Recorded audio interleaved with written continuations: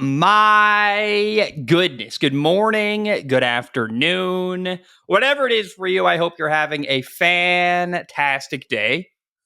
My name is Zach Schomler. This is Strong Opinion Sports, episode 665. Nathan, the next episode's got a really ominous episode number. Either A, don't have me on that episode, or B, just skip it. You know how some skyscrapers skip the 13th floor? Let's just go ahead and skip that. I got good news for you. Leave me out of it. I put the Patreon post up for that episode today, inviting the Patreon questions, because I'll record that episode after Thursday Night Football. So I'll do 666 by myself. But oh my gosh, dude, I don't know. I don't know how to even have fun with that. Like, what kind of theme could I possibly do for that the episode? The only theme is don't do it. That's the only theme. In case you don't know, joining me is my co-host Nathan Hawthorne. Nathan, how are you, my man? I'm doing great tonight. We had another good weekend of football, both college and NFL. I just had a great dinner with my fiance. It doesn't get any better than this. Let me challenge you, actually, right off the bat. It was a terrible weekend of college football. There was literally one game I watched. I tried to find other games. I peeked in on Florida State losing for the third week in a row. I watched Zach Wilson's little brother throw 3 touchdowns for Utah. There was literally only one game, though. I was very it was a week just reaffirming what I always have believed, that the NFL is better. Mm-hmm. Because every week NFL gives you great games no matter what. And college football week to week just reliably does not deliver on good matchups and good games. And I'll counter with this. Did you sit down and watch some college football on Saturday? Yeah, that's true. Then it doesn't get any better. There are many weeks throughout the year where there is none. We take it when we can get it. Yeah, I'll say this. Because we've lost a lot of the rivalries are now. Like, Oklahoma plays Oklahoma State early in the year. Washington plays Washington State early in the year. The Apple Cup, I think we don't call it the Civil War anymore. I think we're not supposed to call it that. I don't know why, but I think that's the thing Oregon did. Oregon played Oregon State early. The one joy I had, I went to Washington State. I've got really no love for that place. Not in a bad way, just I'm not a fan, really. Mm-hmm. I did enjoy watching a Pac-12 school, Washington State, beat a Big Ten program, University of Washington. That made me really happy. I was like, good for the Pac-12, getting a nice little victory. I thought they might have a chance at 2. Oregon dominated Oregon State, but let's acknowledge that was kind of a cool moment on Saturday. I was like, good for Washington State. Yeah, I saw something like the Pac-12, or what the teams that used to make up the Pac-12 is 21-2 or something like that. They're still playing some good football.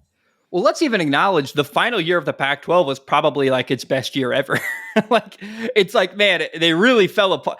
The way they fell apart was so sad, because the years leading up to the final couple seasons were not good, as far as the product on the field. But the actual last year or two of the Pac-12 was really, really good football. Yeah, they could have certainly found a better way to go about things. RIP to the Pac-12. I know we've got so much to talk about, but I want to ask for your opinion on this. Just very briefly, if there's no answer, there's no answer. But I covered this on the episode last week, 664 on Thursday. I saw the Pac-12 added 4 teams, and I was like, I don't give a single. I don't care at all. Fresno State. Oh my goodness, guys. They got a heavy hitter. Was it just me? Is that kind of a non-starter for you too? It was a non-starter. And look, I get that they're trying to get back to that. I think it's the 8-team minimum. Yeah, they need 8. That they can maintain that Power 5. I get it. Just, even if you have 8 teams, they're going to be like, yeah, well, we're still not going to give you an auto bid because you guys are dog shit. They're going to get Montana State up from the big sky, and you're like, okay. I don't know. I think actually that would actually be really cool for Montana State, not for the Pac-12, but for Montana State. That'd be really, really cool. Well, that's actually the interesting thing about the Pac-12 now. It's none of the teams in the current Pac-12 are that interesting, like Oregon State and Washington. It's actually all these state schools, Colorado State, Fresno State, state school. What's interesting, though, Boise State, what's interesting about it, though, where the heck did they get 2 more programs? Did they get Cal and Stanford back? It seems like a no.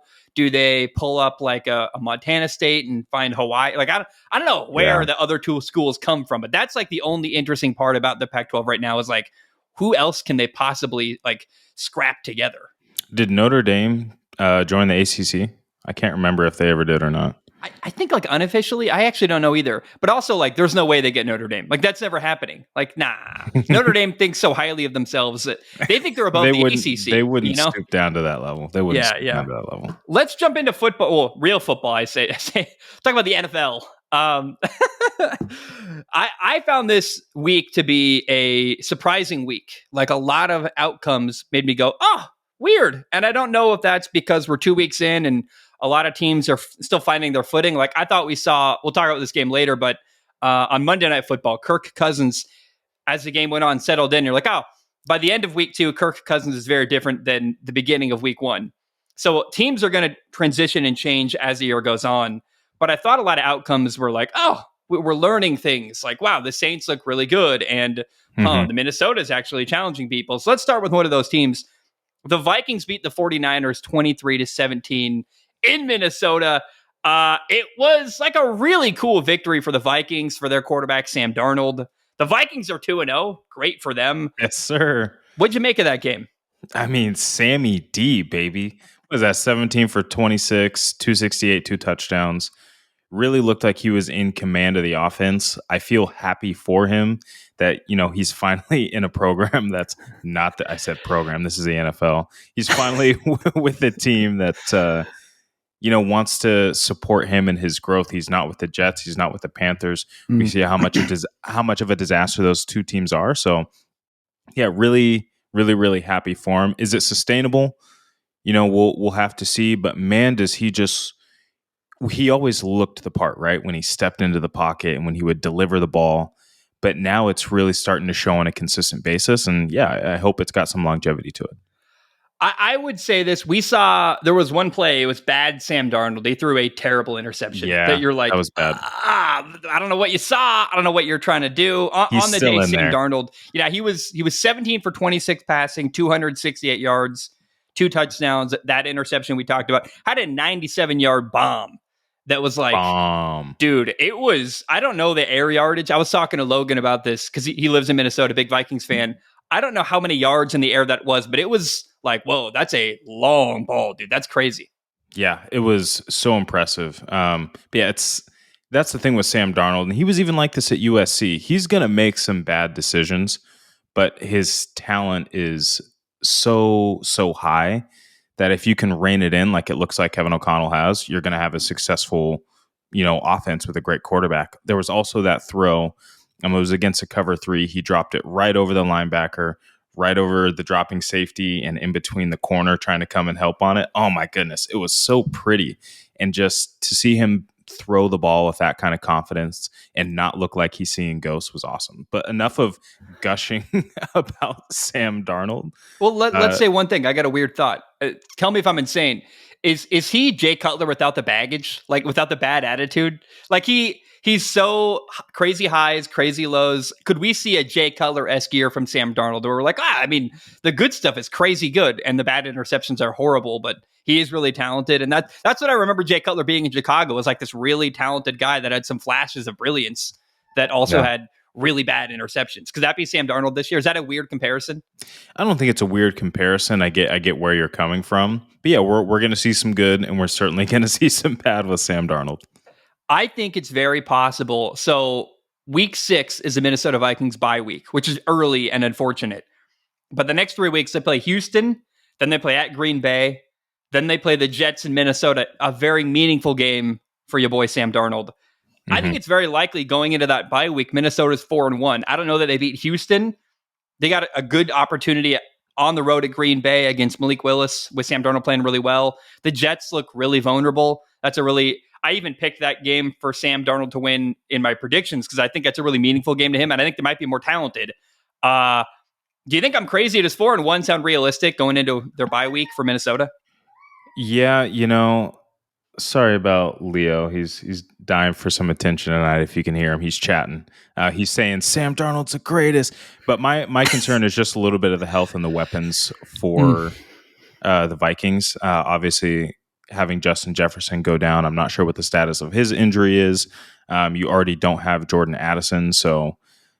And I believe that Aaron Jones also got dinged up a little bit, took a shot to the ribs. So those things considered, provided they have a healthy team, I'm confident that they can make some great plays. But if he's playing without weapons, I'm curious to see what that looks like for a full game, even against, Green Bay or the Jets.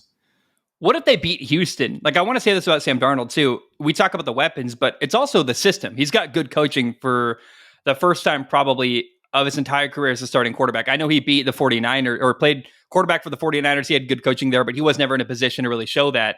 Mm-hmm. I would say this is the first time we've ever seen Sam Darnold play a significant amount of snaps with good coaching. So even if guys are banged up, he's still going to be put in a good position to do well. I don't know, man. Like, if they beat Houston, that's the NFL on notice. A 3-0 Sam Darnold in Minnesota makes us go, do they even need JJ McCarthy? Like, for real, I think that's, if they keep winning and they're like 5-0, then we're going to go, when JJ McCarthy's healthy, do you even need him? I think really there's going to be that conversation as the year goes on if he keeps playing at the level he is.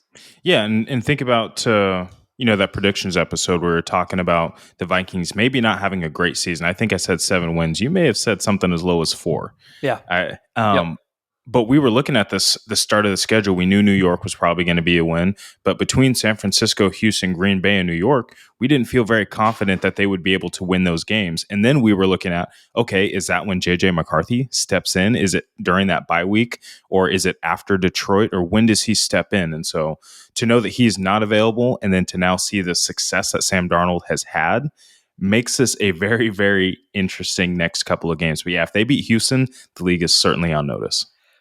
I don't know if you're aware of this. The Vikings lead the NFL in sacks. They sacked Brock Purdy 6 times. It's that during Brian week 2. Flores defense, baby. Yeah, dude. I think, impressive for Minnesota, but let's not shift gears to the 49ers because they're banged up. Deebo Samuel's hurt. He's going to miss some time right at the end of the fourth quarter, 2 minutes left. He gets hurt. Christian McCaffrey's out.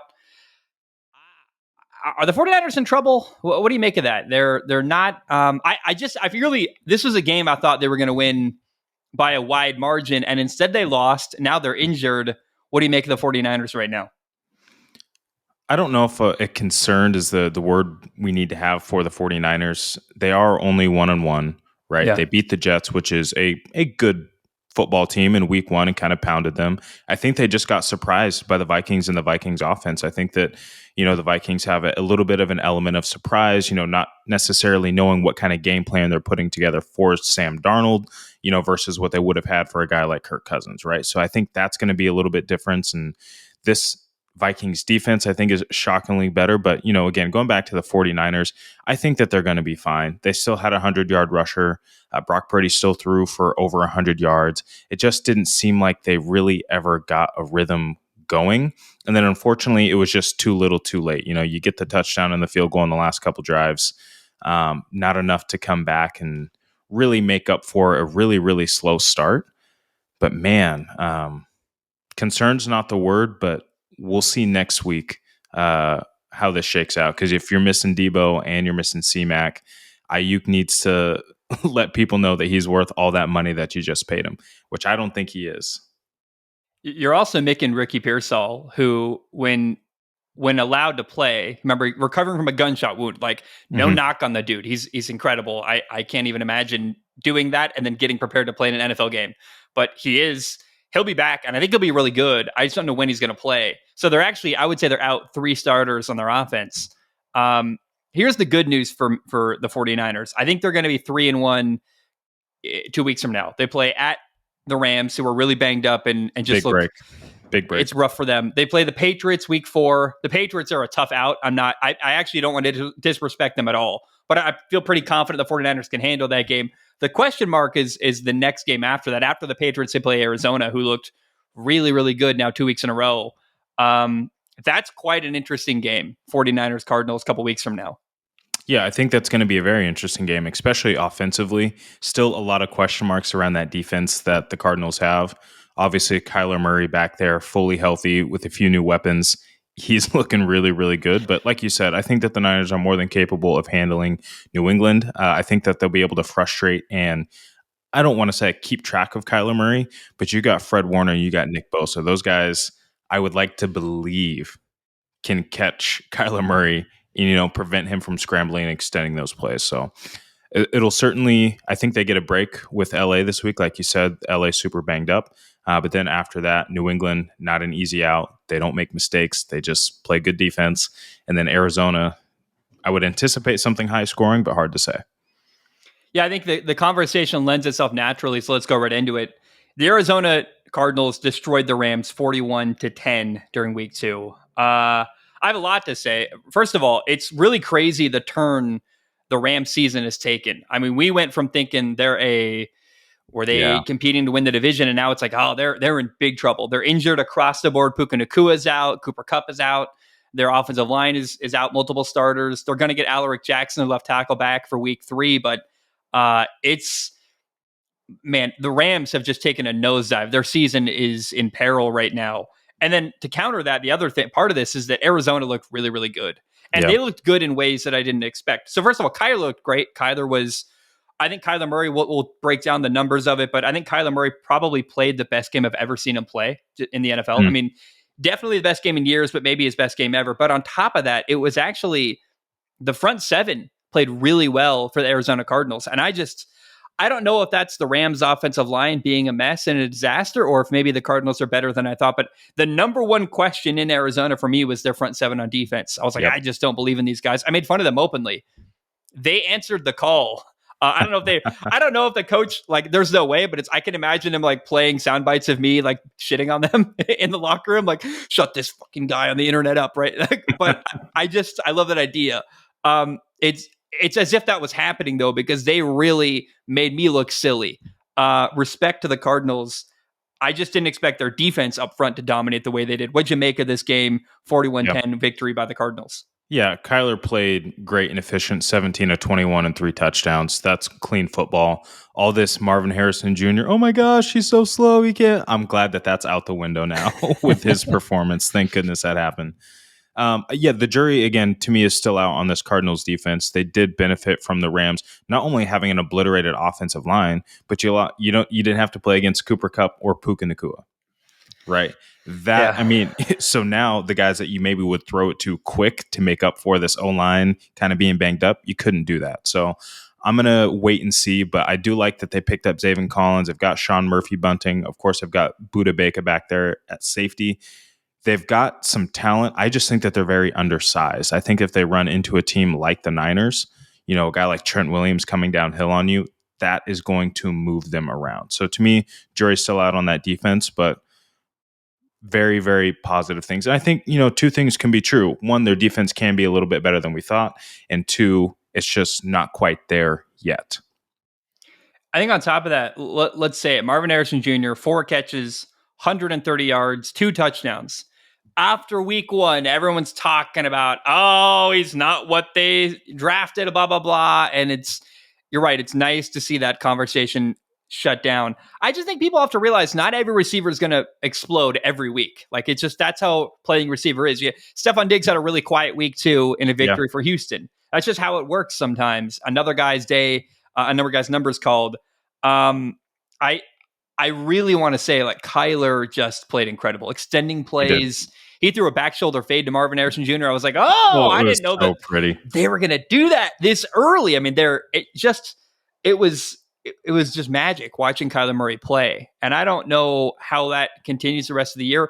I think the number one challenge for Kyler Murray, he moved really well in and out of the pocket. He's got to stay healthy for that to be sustainable, right? Yes. He didn't take a lot of hits, but you get a bum ankle and that ability to move around and extend plays is going to go away. So health is the number one focus if you are a Cardinals fan. Keep Kyler Murray upright and keep his ankles happy. Keep his knee good. He can't lose that mobility because that's going to be a big problem for their year if that does happen. Yeah, and Kyler almost rushed for 60 yards. And what I love to see was him not running just to run. He was escaping the pocket, looking to make that throw downfield, and that's what makes him dangerous. He throws a pretty ball. He's got arm angles. Sure, he's not as big as all the other guys, but that ball he threw rolling left into the back of the end zone was just money, tight spiral. I mean, that is generational, I believe is the term you use for Kyler Murray who is coming out. He is truly generational. That looked like his Oklahoma tape, like truly. I mean, it was like, wow, this is the same kid we saw dominating people in college football. But Call of Duty Black Ops 6 drops on October 25th. Okay. That's a big day. Let's see. Who are they playing in and around that time frame? Ooh, looks like they've got in between Green Bay.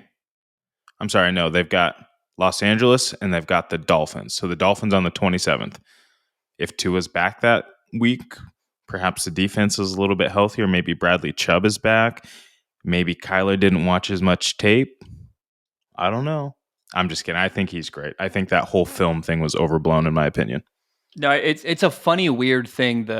I think the film thing's not crazy. The Call of Duty thing's crazy. I just can't imagine a guy.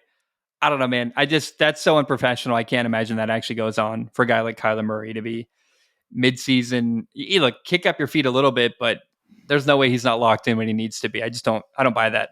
I mean, I work from home sometimes, right?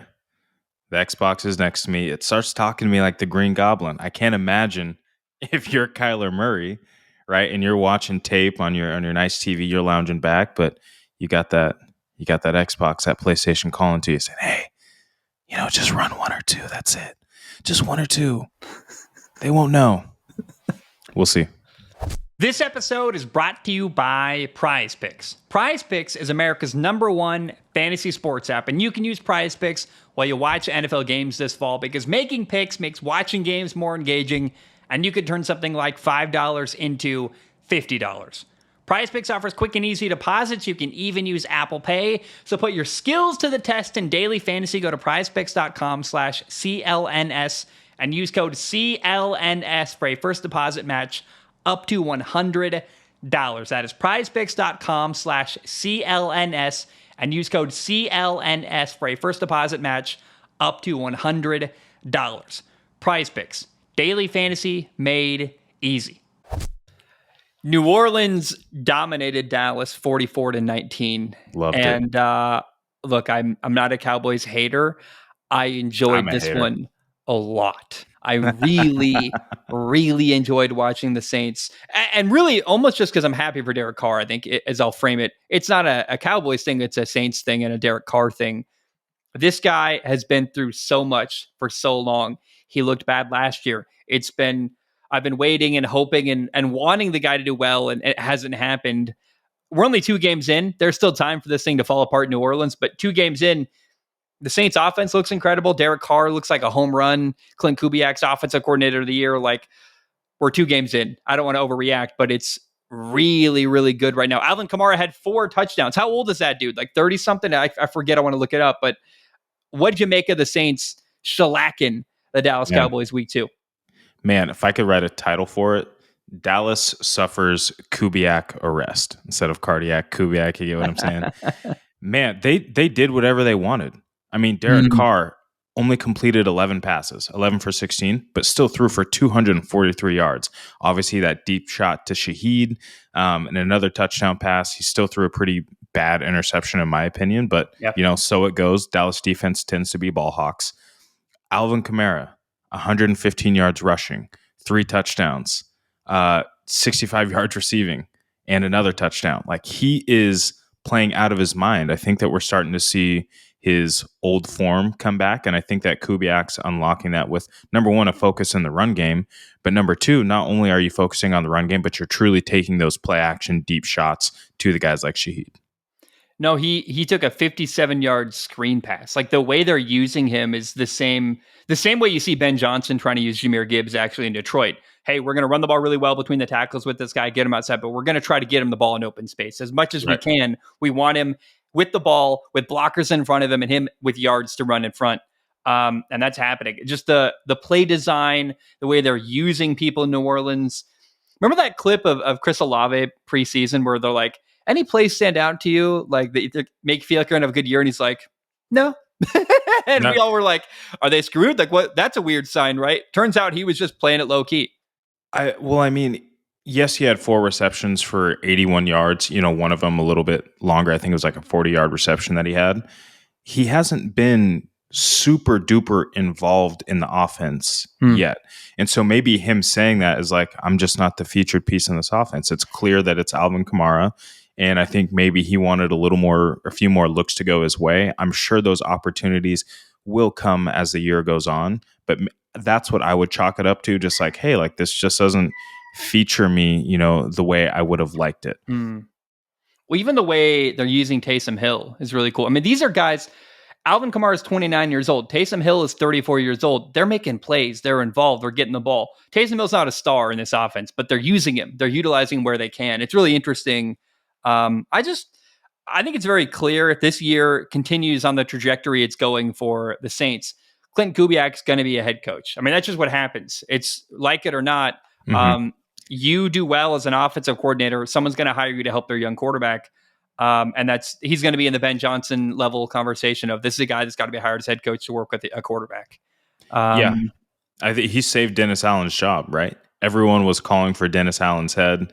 It appears that he got out of the way. He made what appears to be a home run of a hire with Kubiak. And now he's clearly focused on that defense because that New Orleans defense played lights out. And I'm going to be honest, it made the Dallas offense just look anemic. Outside of CeeDee Lamb, they don't have anybody to go to. And if those corners and that safety didn't take horrible tackling angles, right? It was 2-on-1. They should have had a free tackle. CeeDee Lamb's not scoring that touchdown.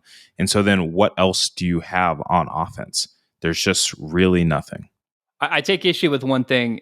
You say saved his job. We'll see. It's 2 games in. I mean, right now, yeah, there is still time for the Saints team to absolutely fall apart. But what I will say is the defense looked really good. And Dak Prescott, Cowboys fans got really, really pissed off at me when I said the offensive line is aged, spoiled milk, and the running back room is unacceptable. But that's what we saw week 2 against the Saints was everything I said preseason. I want to be careful here, though. I don't want it to be, I think the word's confirmation bias, where you see something you expected to see and then go, that's how it is. So I actually, believe it or not, Cowboys fans, I have an open mind. I still could be wrong about Dallas. I thought their week 1 win was better than I thought, and week 2 aligned with what I expected during the preseason. So I think it's the jury's still out on Dallas. I think they might still be better than my 6-11 prediction. But week 2 was not good. And Dak had 2 interceptions. One led to a Saints touchdown before halftime. The other one was even worse. It was in a double coverage. It was a terrible decision. I think we are in a weird spot with Dak Prescott and the Cowboys where they gave him a massive contract. He's got a coach that's, a sitting duck on his way out. I don't. The Cowboys are such a mess, man. The way they're run, the money they're throwing around, the people they're choosing to invest in. Yeah. I'm really still very, very concerned about Dallas, even though I want to say I have an open mind and I'm trying to be fair to them. Yeah. What was the point of holding out all year if you knew that you were going to pay the guys? And Dak, again, making $60+ million a year. I'm sorry, but you've got no excuses when you're making $60 million a year. You know that you're taking up a majority of your team's cap space. You need to be able to elevate your team. And we will see if he can elevate his team. And they have a great matchup and a great opportunity next week with the Ravens, who are kind of on, some, shaky ground themselves, to, really see what they're made of. I wish they hadn't paid Dak because it was going to be a really interesting experiment to see, hey, what is a quarterback with not much offensive line, not a great running back room, only one receiver? What does that look like? And is it really valuable? Is it worth paying a quarterback a ton of money when you can't pay the help around them? Well, they did pay Dak Prescott, and now they don't have help around him.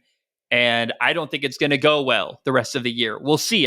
Maybe I'm wrong, but I just think that was a really overpriced contract for Dak Prescott, and I think they're in a bind in Dallas, and I wonder how it's going to work itself out. Dak Prescott talked about winning a Super Bowl recently, and it's like you're a ways away, dude. Like you're a long way, I think, from achieving that goal in Dallas, if ever in Dak Prescott's career timeline now, given the money he's getting paid.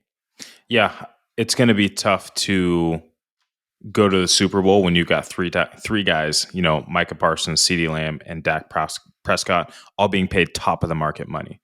It's going to be hard to surround all of those guys with enough weapons and talent to make a run at some of these deeper teams that aren't paying their quarterbacks out the ass. That's just a simple way to put it. Let's talk about Monday Night Football. The Atlanta Falcons beat Philly 22-21 in Philly. This was a huge moment for Kirk Cousins. I want to set the stage for you, Nathan. The Atlanta Falcons got the ball with 1:39 left, no timeouts, ball on the 30-yard line, and with time to spare, they drive right down the field. They score a touchdown. In fact, in 3 plays, they had the ball on the 12-yard line already. Like Kirk, Yeah. bang, bang, bang, touchdown. You're like, oh my goodness. It was a massive drive for Kirk Good Cousins. morning. Good afternoon. That's where that came from, by the way. That's how that started. Huge moment for Kirk. I thought he earned in one moment. You're like, oh, there's the money well spent right there. That's why you pay a quarterback that kind of money. I have forgiveness for week 1 because it's, he didn't play in the preseason. It's a new offense. You're playing the Pittsburgh Steelers, a really tough defense, especially to start your season against with no preseason. That's crazy. He looked more settled in week 2. He got better. What'd you make of this game Monday night? There's a lot to break down. We'll talk about the decision making probably, but what's your high level thought on Atlanta beating Philly on Monday Night Football? To me, the highlights of this game, prior to Kirk Cousins, putting together a great drive, these running backs are so good, man. Saquon Barkley and Bijan Robinson are so special.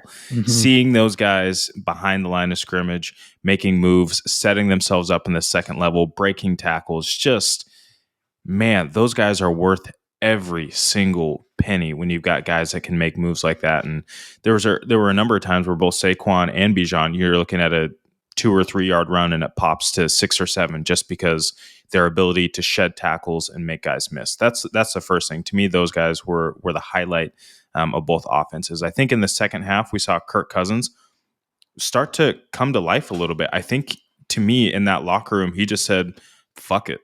Like, I have to start moving and I have to start throwing with velocity. And it just seemed like he had more intent in that second half where he was like, yeah, this thing might not be 100%, but man, like, I have to go. I can't let this thing hold me back anymore. And he just looked so confident and so poised.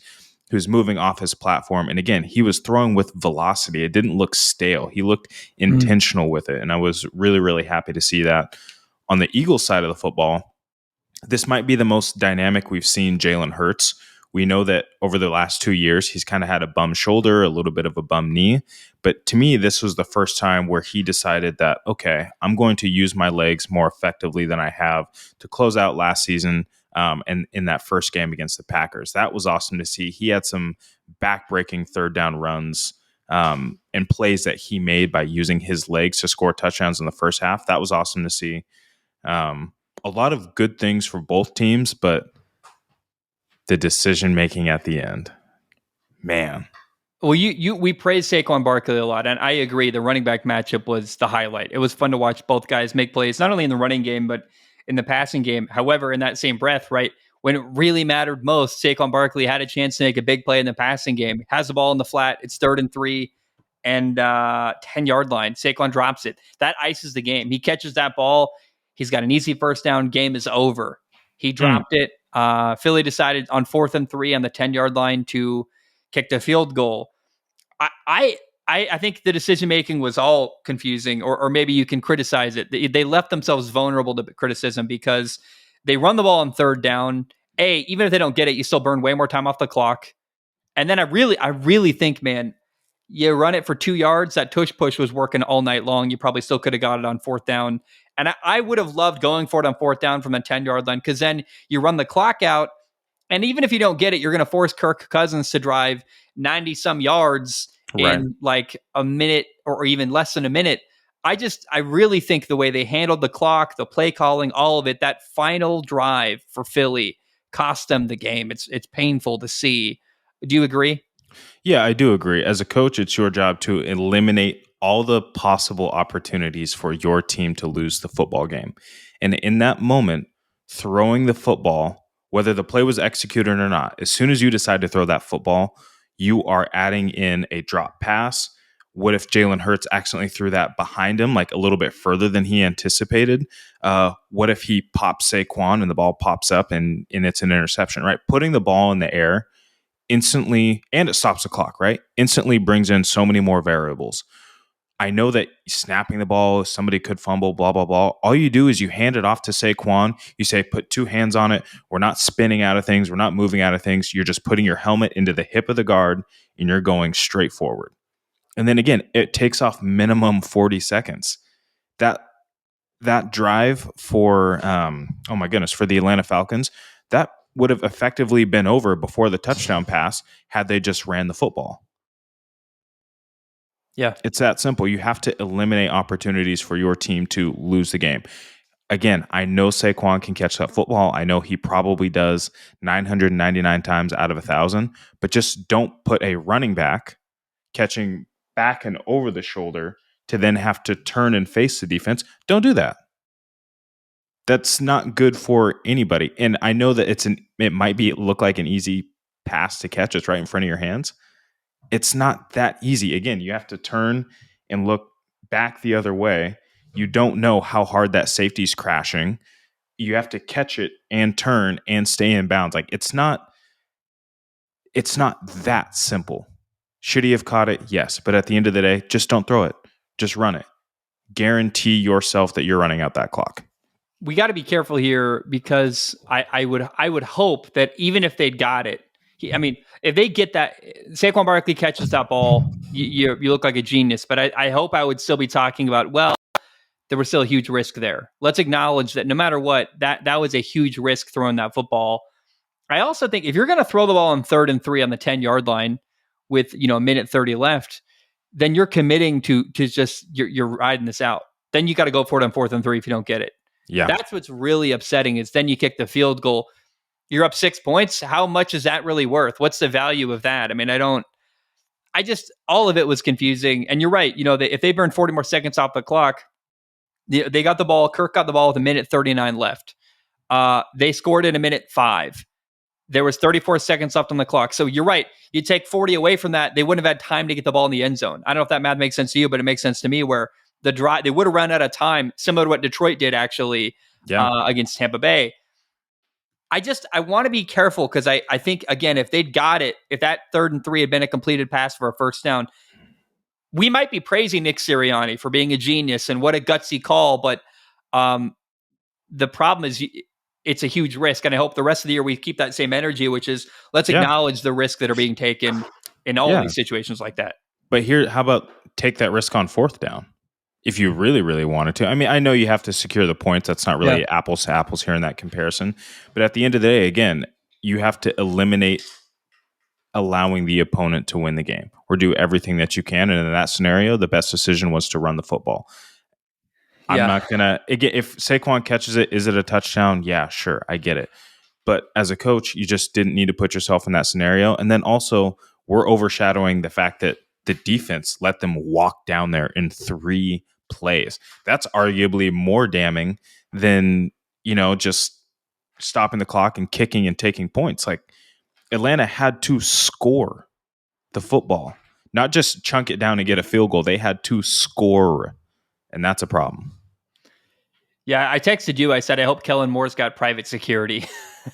Philly's going a to rough get chewed town. up in Philly. Dude, I can only imagine what the radio was like this morning in Philadelphia. Like, can you imagine how harsh those callers were? I've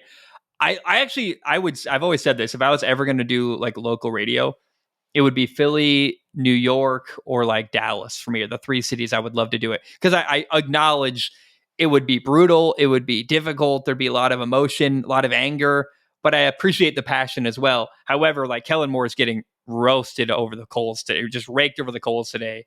I'm sure in a lot of trouble. But the last thing I want to say, go ahead. I just want to say we are leaving out that the Eagles did play without AJ Brown, but they still have more than enough weapons to play well offensively. And maybe he was a late scratch. Kellen Moore didn't have the perfect game plan, but bottom line is they didn't attack downfield at all. And that was also a problem, I felt like. Yeah, I want to, the couple things I want to say about Philly is this, that I thought Jalen Hurts, we talked about it earlier, but the plays he made with his legs are what we were really missing week 1. He just really did a great job. He took a lot of hits too, which concerns me as the year goes on. Like big hits. He didn't slide. He didn't protect himself. He ran like a running back. But to have a quarterback who can do that, that's what it's going to take for this Philly team to win a big games down the stretch, is him making plays with his legs. That dynamic added to their offense week 2 made a huge difference. I know they didn't win, but it's a game they should have won, and they should have won because of their quarterback. On top of that, the tush push did work. And, it's a big conversation. Like, is it gone? Jason Kelsey retired, blah, blah, blah. They dominated with that play. And it seems like we're back to a point now where you get Philly, on 4th and 1, 4th and inches, it's an automatic first down with Jalen Hurts running the tush push once Yep. again. Yep. They're going to have to lean on that for the rest of the year. And again, what a great play to have in your arsenal for when you run the ball 2 times in a row in the red zone to ice a game. I know. It's so clear they should have ran the ball on 3rd down and then run it again on 4th down. I think I really would have liked them going for it there, actually. If you don't get it, the risk is, hey, you got a 3-point lead and the quarterback's got to go make a huge drive to tie the game or get a victory. I don't know, man. I think it was mismanaged at the end by Philly. I want to say this, though. The Falcons defense made some plays. There was a play, They 3rd did. down. They had a couple goal line stops that really impressed me. Players making plays on the ball in the secondary. Jesse Bates is the real deal, man. Yeah. He's the real deal. So I just thought it's a huge victory for Atlanta. It's Kirk Cousins' first win with the Falcons. Him flexing those muscles and showing why you pay him not all that money. He needed that. Let's acknowledge this. After week 1, 3 turnovers and Kirk looking lost a little bit at times, week 1, he really needed to win, but he also really needed the way they won. Like him making plays like that makes everyone in Atlanta go, we feel so much better about that massive contract. So much better. And I bet Drake London feels better about it too. Dude, I think the locker room too. Like I think Kirk as a leader of that football team just earned a lot of respect. I would imagine really needed. Just for not only for the city, for the people, but everyone in the locker room looking at Kirk going like, that's our guy. That's why we did that. And all the pressure got taken off. And that's going to carry them for a couple weeks, I think, in Atlanta, truly. Yeah. And we'll get to this later. But I want to highlight Darnell Mooney, an ex-Bears player. We'll talk about that later, but excited for him. 3 receptions, 88 yards, and a touchdown. Really, really, I don't want to say like saved the game, but that touchdown catch that he had, breaking a tackle, finding his way into the end zone, love to see it. It was awesome too. Kirk was like falling away, beating a blitz, guy in his face. It was dude. Actually, I want to say this, and I might make a video about it, like for real. There's a simple little play. It was the first drive of the second half for Atlanta. They run a play action bootleg throwback screen for Atlanta, and I was like, I don't know if I ever will coach football again. I would really like to. I loved the task of designing an offense, and that play, the play action half boot throwback screen. I'm like, you could do that in shotgun. Imagine doing it with a quarterback who's truly a threat to run on the perimeter, where you run like a little smoke bootleg screen. You got a quarterback, and then he really does go back to the screen on the other side. I mean, that play just got the juices flowing in my head. I'm like, oh, that might be my favorite play I watched all weekend. Like, that's so cool. Atlanta is doing good stuff, and I think they really made progress week 2 and looked way better than they did during week 1. They looked a lot better. Football season is here, and that means it's time to go to football games. And the Game Time app makes getting tickets even faster and easier. Prices on the Game Time app actually go down the closer it gets to the start of any sporting event. They've got killer last-minute deals, all-in prices, views from your seat, and their lowest price guarantee. Game Time takes the guesswork out of buying tickets. Here's what the Game Time app does for you. You can save up to 60% off buying last-minute tickets. They have flash deals where you can save even more with exclusive in-app deals on select seats ahead of the game or event. There are zone deals where you can save even more when you choose a section and let Game Time choose the seats for you. They have all-in pricing where toggling this feature shows the total up front with no surprise fees at checkout. There are seat views where you can get a panoramic view from your seat in the app before you buy your ticket. And Game Time has a lowest price guarantee, or Game Time will credit you 110% of the difference. And on top of all of that, Game Time has ticket coverage where your purchase is covered with the most flexible customer service policy in the ticketing industry. Download the Game Time app, create an account, and use the code CLNS for $20 off your first purchase. Terms apply again. Create an account and redeem with the code CLNS to get $20 off your first purchase. Download Game Time today. What time is it? Game time. The Tampa Bay Buccaneers beat the Detroit Lions 20-16 in Detroit. It's a big win for Tampa, man. And I got to say, before we talk any more about it, it's really cool to see Baker Mayfield 2-0, playing well, doing well. I just like him. I think he had a really rough football journey when he came into the NFL playing for Cleveland. And it's nice to see the guy in a good spot, winning games, doing well. I just like him. I root for Baker. He's one of my favorite college quarterbacks of all time. And I just like seeing the guy succeed. What do you make of this game? Tampa beating Detroit in Detroit on the road. I think that the Lions are a much better team that looks like they forgot who they are. And I'll say it this way. They are incredibly talented offensively. They've got all kinds of fun toys and weapons, but at the end of the day, they need to be a power run team. Yeah. Only having 24 carries between both Jahmyr Gibbs and David Montgomery, to me, is not enough for who this Lions offense should be. Having Goff drop back and throw the ball 55 times, I get maybe you're trying to take advantage of that, injured back end that the Tampa Bay Buccaneers are suffering from.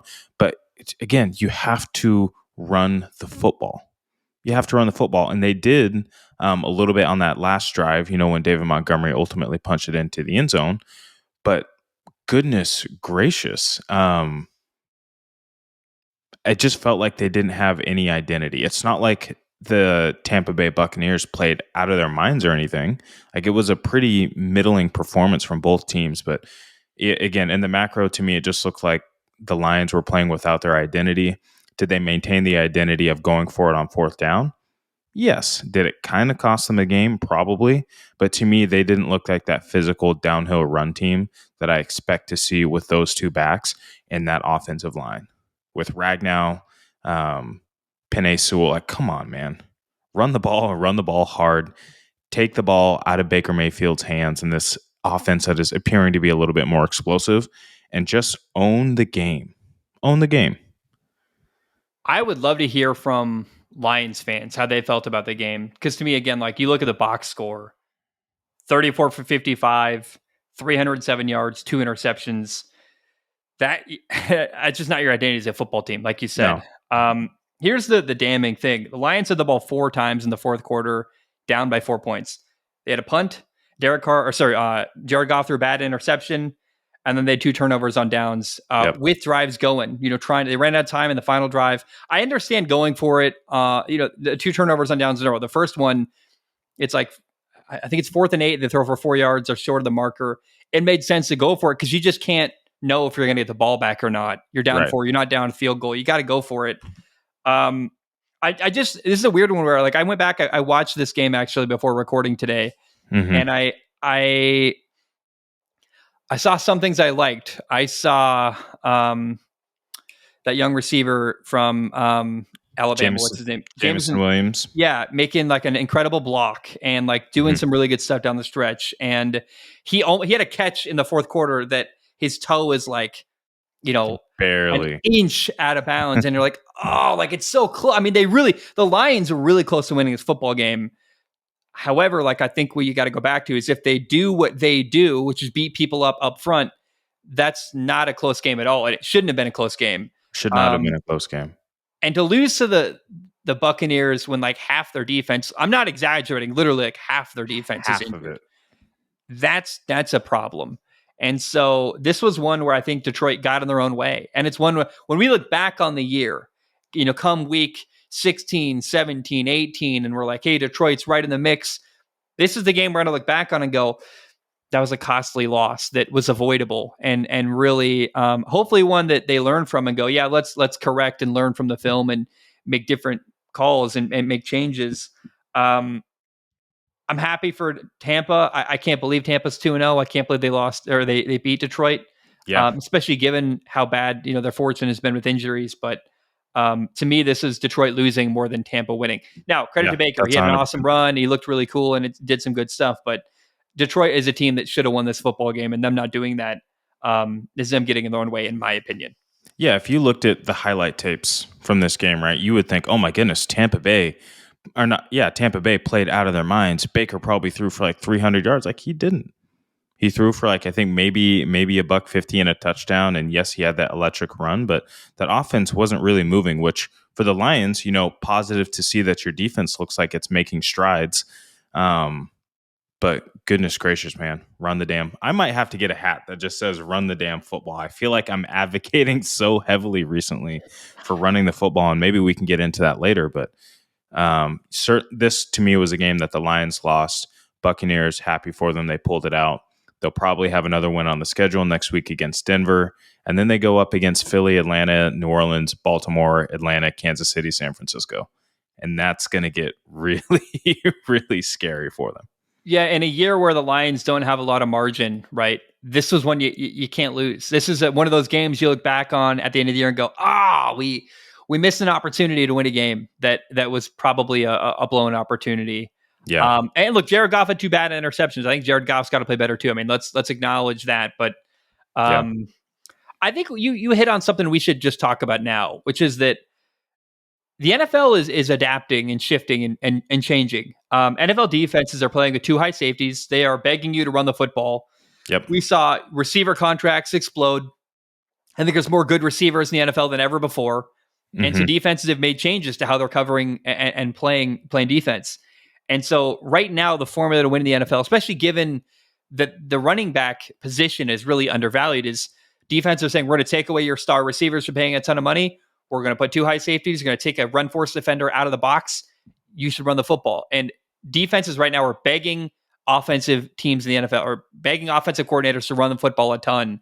And that's why we're seeing quarterback numbers lower than ever before in production right now. What do you want to add to that conversation?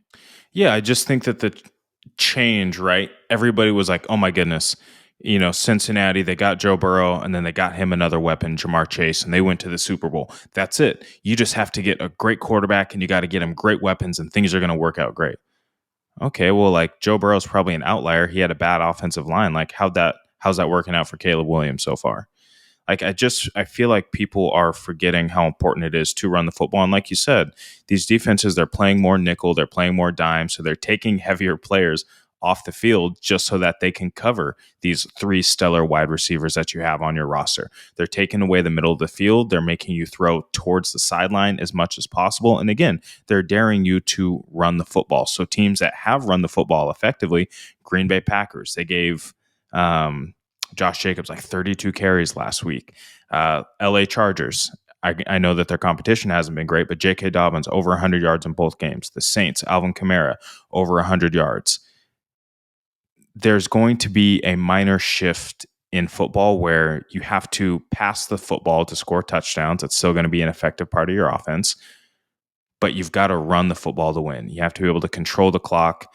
You have to be able to punch the ball in when you're in the red zone and it's 3rd and 4th down late in the game to close it out and ice it. Hello, Philly. You just have to be able to run the football. I think we've also seen, I don't know if you would kind of agree on this, but what I've seen in the first 2 weeks is less man coverage, which makes sense, right? The way the rules are built in the NFL is, hey, playing man coverage against really talented receivers is just a bad idea. The only time I've seen teams really win in man coverage, especially blitzing, is against Carolina, actually, where Bryce Young is like, they're playing cover 0 and it's 1-on-1 and Bryce can't even get the ball to the receiver. It's really bad. And we'll talk about Bryce Young later in the show, but we're seeing less man coverage, more zone, more people, fewer people moving with motions. And then on top of that, we're seeing a lot of movement pre-snap from defenses. They're not making it as easy to get a read on what they're doing. Very similar to the old Pittsburgh Steelers defenses. I will say one thing I saw, we'll talk about this team coming up too. Seattle ran the no huddle a lot against the New England Patriots this week. College offense, baby. It was cool, man. And what they did, it wasn't actually like a fast tempo from the Seattle Seahawks. It was just they would run a play and then they'd get lined up very quickly. So they didn't give New England an opportunity to huddle as a defense.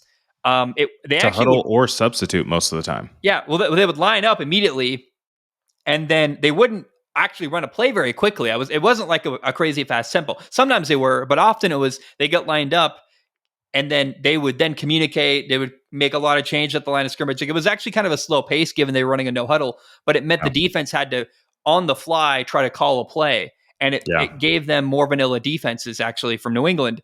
It actually led to a really awesome touchdown pass from Geno Smith to DK Metcalf down the sideline where New England just didn't have time to communicate and get a great play call in.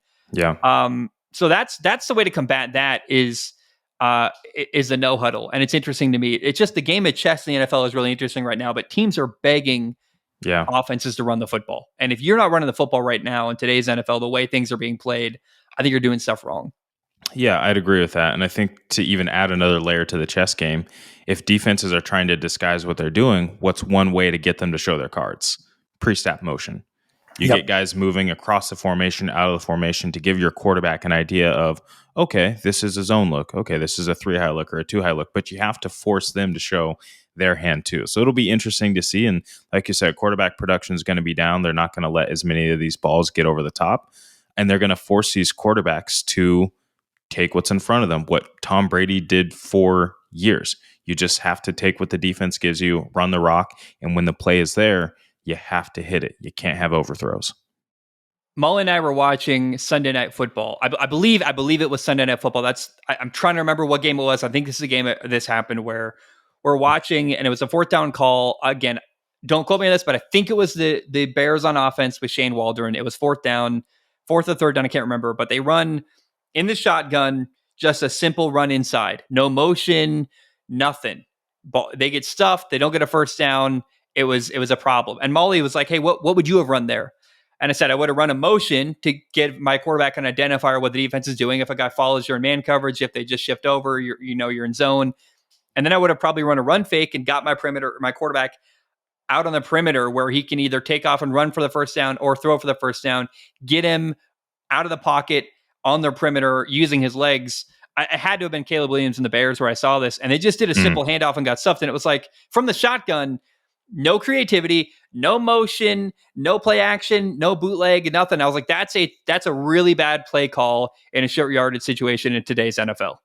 And when you run those short yardage runs out of shotgun, your running back has no time to gather momentum. Under center, he can start moving downhill, and that's a much more aggressive take. But he has to start from a standing position, take the mesh, and then see what's in front of him. A lot harder to do.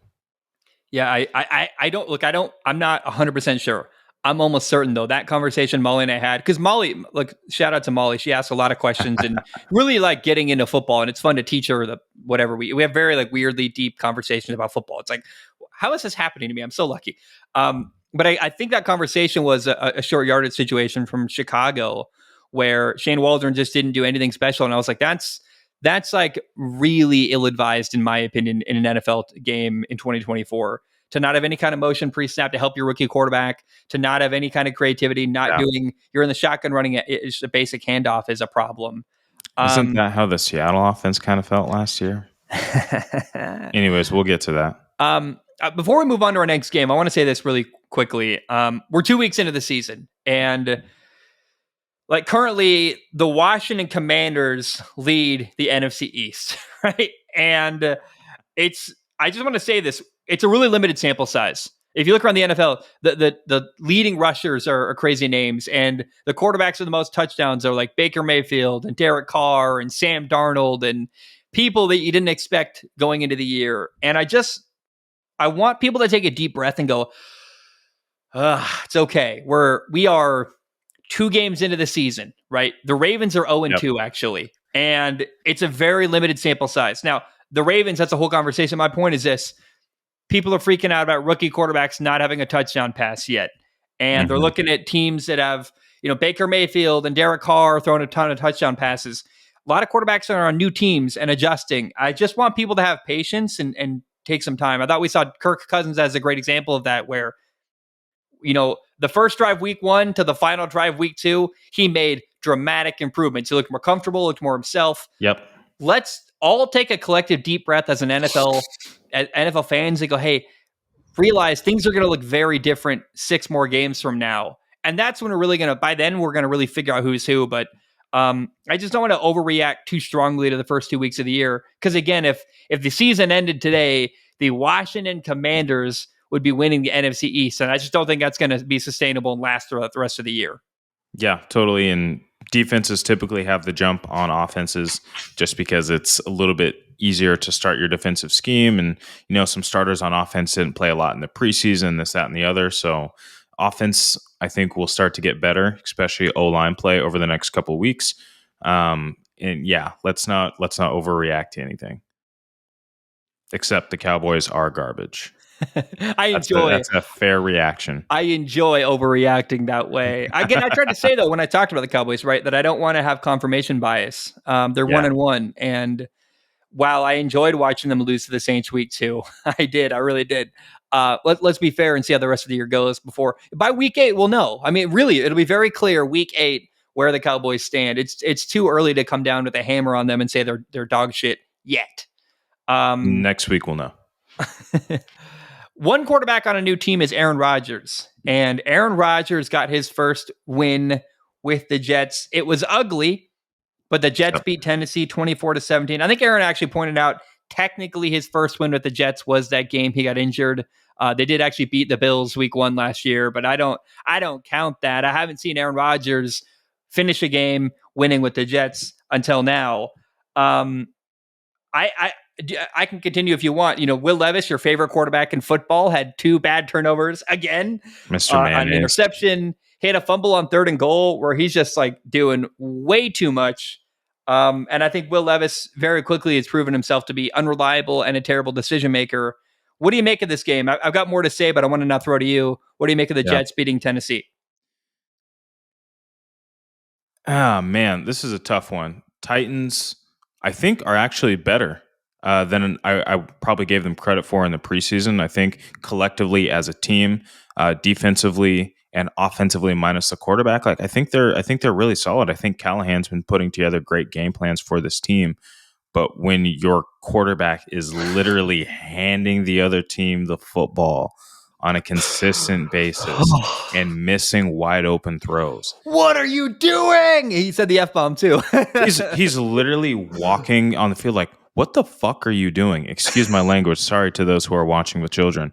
But to have your coach and then 2 times at the podium after the game just be like, he's a grown-up. He needs to be better. He knows better. We should have punted. That to me feels like what Sean Payton was doing to Russell Wilson, setting the stage, letting everybody know this is not my guy. I came in. He was already here. He sucks. I don't want him here. Got to get him out.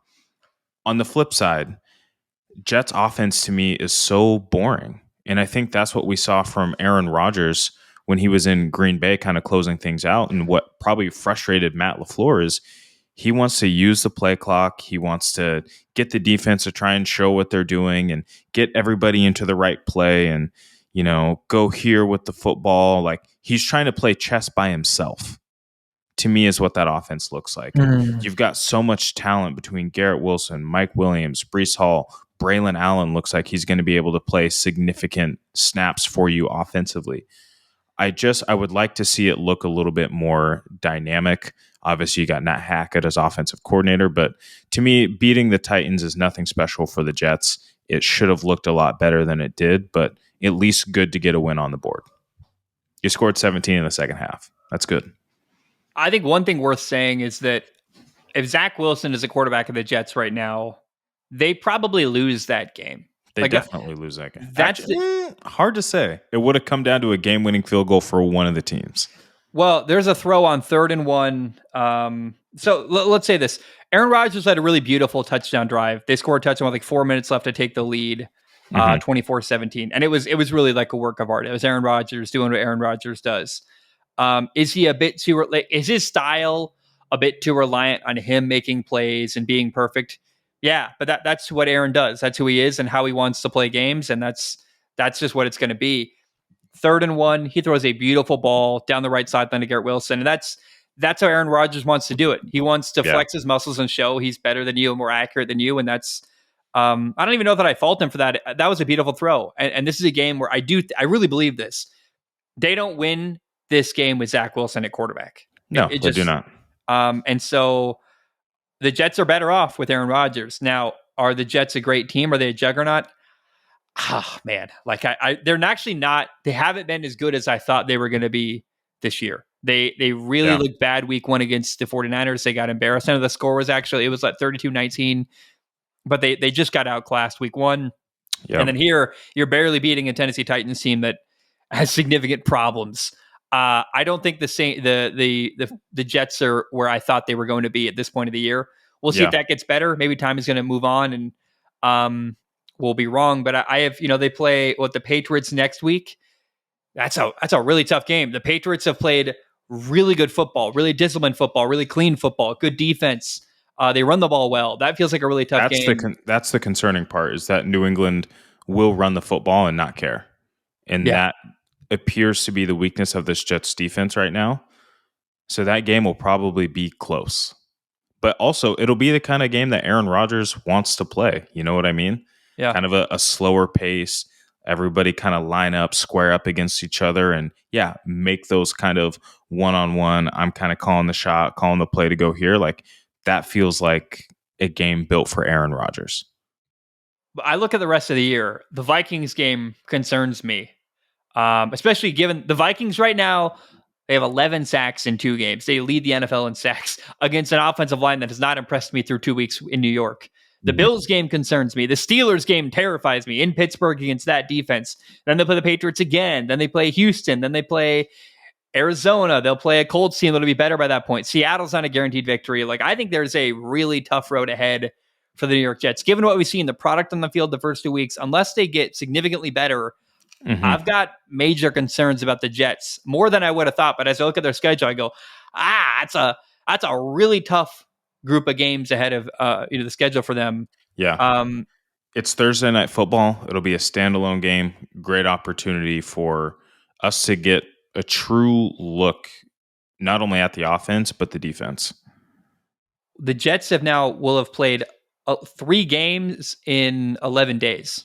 From Monday night to this game to then Thursday night, bang, bang, bang. That's a really tough, couple days. You've got a banged up defense too. Yikes. A Patriots team that their playing style is brutal and physical and really, again, really disciplined in New England.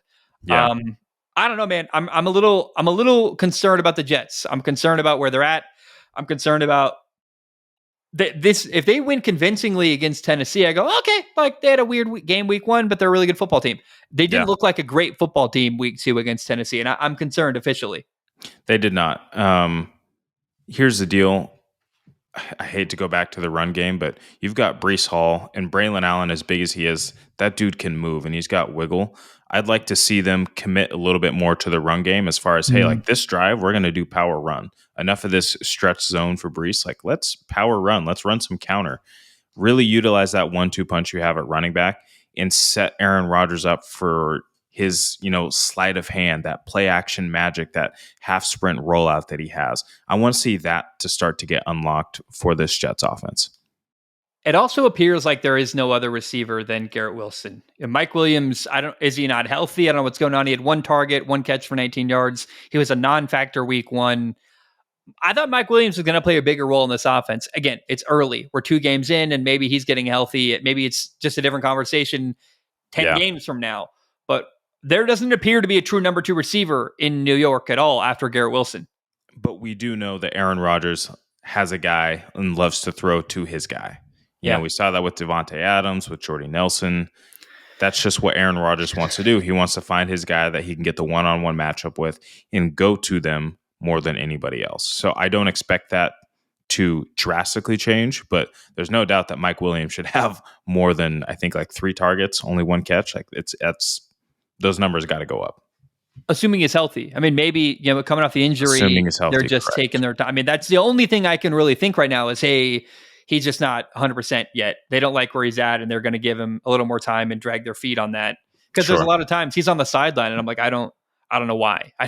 He's inexcusable. Certainly still on a pitch count. Yeah. Let's talk about Aaron Rodgers' former team.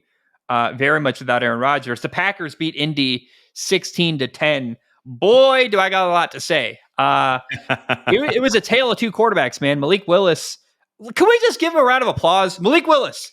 Oh my goodness, dude. I wrote off the Packers. When Jordan Love got hurt, I said I felt like the year was over. I'm like, Malik Willis, we saw him in Tennessee. He was awful. There's no way he succeeds. And in fact, Malik Willis wouldn't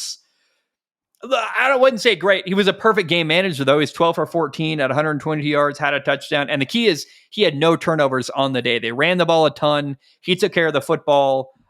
Josh Jacob, you said it earlier, he had 32 carries for 151 yards. He had a fumble on the goal line. We don't love that. They probably should have won by more. But I was shocked by Malik Willis. That was a takeaway from this football game, is he was light years better than I expected. We'll talk about Anthony Richardson in a moment, but what'd you make of the Packers beating Indy 16-10? What is up with running backs and just selling bread at the goal line? Just giving up the football. Oh, that's 2 weeks in a row. Thank goodness Green Bay was able to pull out that game, but that's literally 7 points off the board. Badly. I have never heard anyone say selling bread. I'm not a cool hip dude tossing bread, apparently. selling bread, man. But it was clear that Green Bay said Indy has a very weak run defense. We're just going to run the rock. I was shocked that they just kept handing it to Josh Jacobs and kept handing it. I was like, oh my goodness. But, they did what they had to do to win. Part of that also is Anthony Richardson is just giving you the ball back. 3 interceptions, several 3-and-outs, I think right at 50% completion. Yeah. This was the Anthony Richardson that I felt like we were going to see more of this year. We knew there was going to be some ups and downs, but his stat line looks shockingly different when those big deep balls that he unleashes don't get completed. Yeah, that third interception is a bit. Let's say it was a Hail Mary at the end. Like that's tough, but true. We saw Anthony Richardson for the roller coaster he is. He's exactly what I expected. I mean, it's the great plays are great and really fun. And like A.D. Mitchell had a huge drop on 3rd and 8 that should have been a completion. That maybe changes some of the game. Right. But like there was a beautiful throw down the sideline to the same guy, Adonai Mitchell, that you're like, oh, wow. Like, oh my goodness, that's an incredible throw. And then 2 plays later, he throws a horrific interception. And you're like, man, it's just going to take time. And I really want to say, like, I have got so much patience for Anthony Richardson. It's a guy who's got very few snaps since leaving high school. He's not started a lot of games in college or the NFL. I'm here for it. I got patience for it. I really think, if you look at Josh Allen, his first 2 years in Buffalo, there were some really bad games. There were some really bad moments. A lot of what this looked like. Yeah. Yeah. And I just think I encourage people. What did you say? Sell bread? I don't know if does that apply here? Bread. Don't sell bread on Anthony Richardson. Is that a thing I can say? Does that work? Not quite the right context, but like certainly don't sell your stock on him. Yeah. Like be patient because the guy is so clearly and obviously talented and just also so clearly hasn't got enough reps. And the more he plays, the more he's going to learn. He had a really terrible interception where like he clearly predetermined it where, they run. I don't know what you call this concept. Forgive me. I don't care. A 10-yard dig and a 4-yard dig underneath. And the linebacker carries with the deep dig and he still throws the deep dig. And it's like, no, dude, the shallow cross is wide open underneath. That linebacker drops. You throw the ball, replace him with the ball, throw underneath. It's there. He just predetermined it and throws right at a defender for an interception. It's like, that's just a bad decision. And it's like, you know better. You watch the film. It's very clear. There's an open receiver underneath that should be getting the football. He just got to take more reps and got to get better at the game. Like it's all there. It's all fixable. It's just got to be cleaned up. And I have confidence that's going to happen. You just got to be patient with the young guy, Anthony Richardson. To me, this game was exactly Anthony Richardson in a nutshell. Some beautiful plays, some really horrific mistakes, and you just got to give him time. The thing that stood out was Malik Willis. This guy in his 2nd or 3rd year in the NFL. I want to say it's his 3rd year in the NFL. Yeah, it is. And he looked really good and ran the offense well. They did him a lot of favors with play calling, not asking him to do too much. But the reason they won is because their young quarterback, Malik Willis, replacing Jordan Love, played a really clean game. And if he can do that, they got a shot to win a lot more football games. And I'm blown away by that. Malik Willis, just again, round of applause. What a performance by him. He made the throws he needed to make. I can't remember who was running that out route. It might have been Dontavian Wicks. But just put it on the money, deep outside of his shoulder. I know it seems simple to make that throw, but to trust throwing it a little further outside than you think to set your receiver up for success, not make him have to slow down and have a challenge from a linebacker inside or a chasing nickel. Really, really great to see. On the flip side for Indiana, great to see Jonathan Taylor look very healthy. He was moving so well out there, and after his big breakout in either 21 or 20 or 21, I can't remember. But seeing him play at a high level and look like he can make all the cuts and break tackles, that's really positive to see. So if Anthony Richardson starts to get it going, it's going to be scary. Yeah, at the same time, though, I actually would argue the theme of the episode is run the damn football.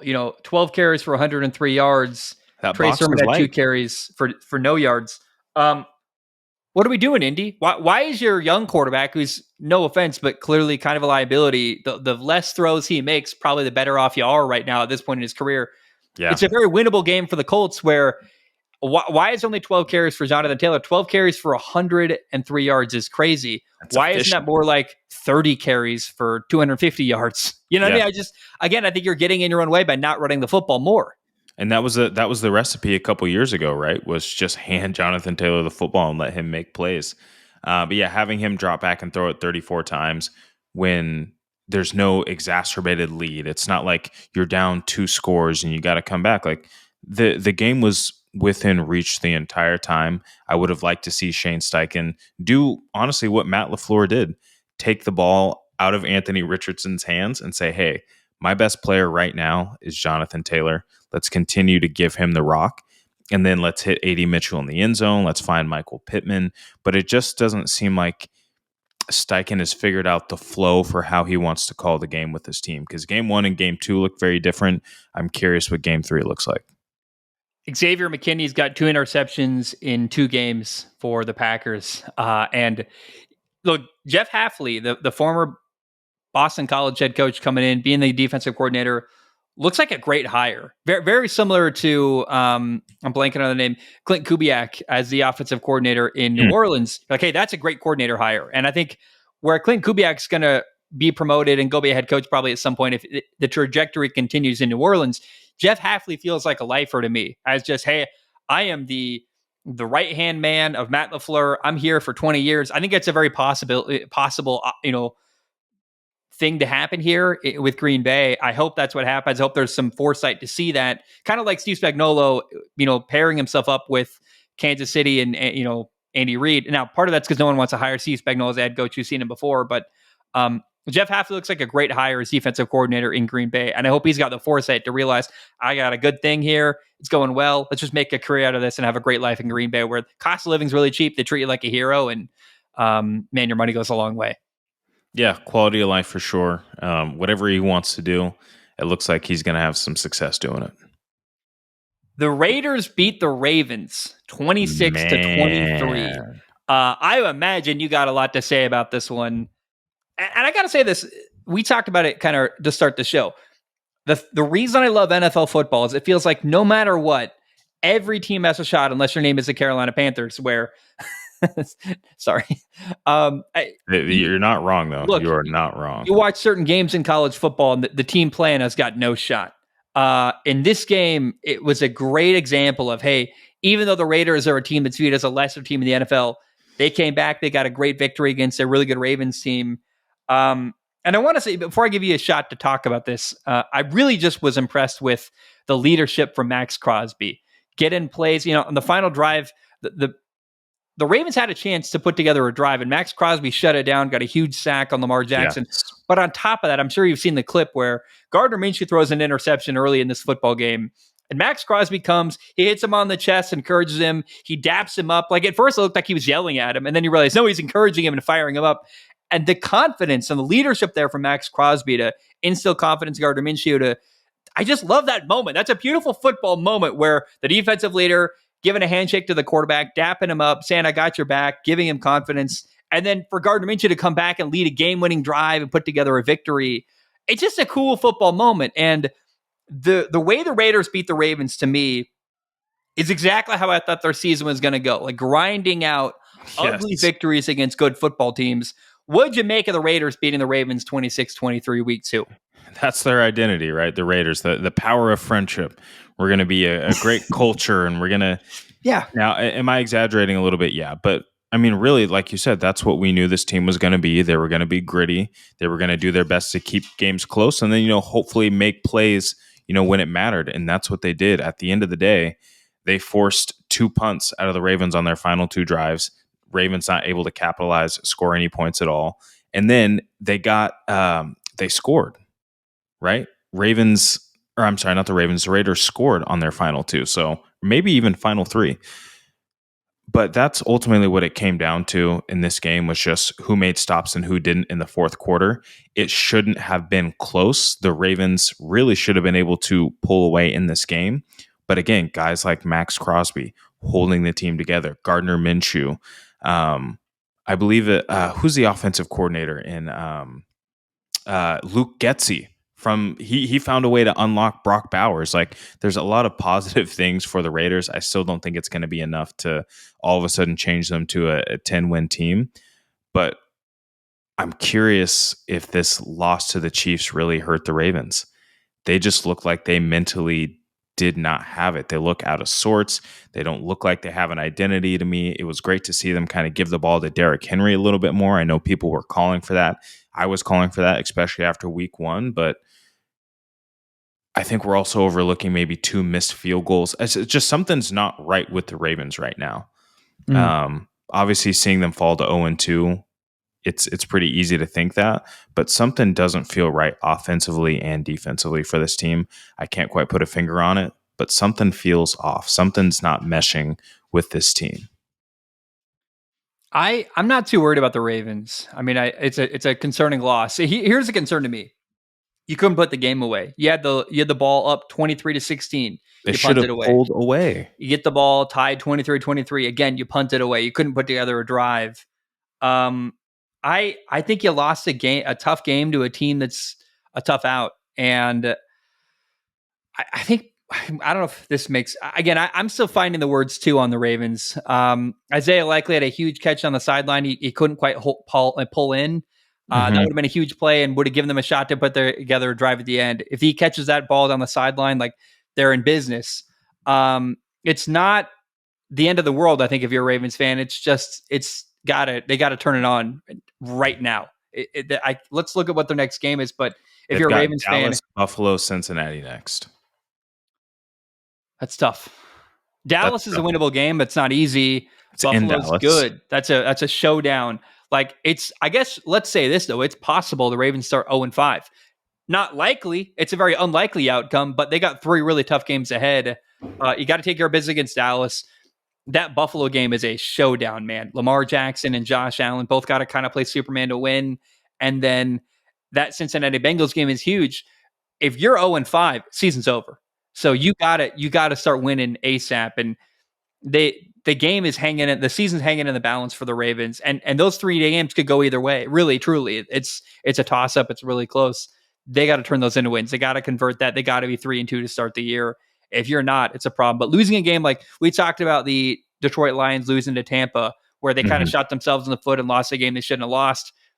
This is one of those games you look back on the year for the Ravens and go, that was a winnable game where you didn't take care of business, and that's a problem. Yeah, and I think about, midway through the third quarter, Lamar Jackson with a clean pocket throws an interception on second down. People talk about, when do you throw interception? Yeah. Josh Allen has a lot of interceptions. He throws them on third down when he's forcing it. You can't throw interceptions on second down whatsoever. 2nd and 6, you can live to see another down or just make a better choice throwing the football. He really tried to use the rifle and squeeze it in there. It got deflected, tips and overthrows. You got to have those. The Raiders end up turning that into a touchdown. Now you respond and you have a touchdown of yourself. That feels really positive, right? But then from then out, you were just flat. And that really, that's honestly what gave the Raiders momentum, was that interception, them turning it to a touchdown. And instead of the Ravens, like we were talking about, running away with this football game, it's like, oh shit, like we have some life here. And then plays start to roll, things get dead. Justin Tucker had already missed a couple field goals. It's just really weird, and I can't put my finger on it. I want to talk about the Raiders and their quarterback, Gardner Minshew. I know you do. I love Gardner Minshew. I'm a huge fan of him. I know you do. I think Gardner Minshew is proving himself to be a perfect transitional quarterback for them. He's their quarterback for now. He's not their franchise quarterback. I think they know that. I think he knows that.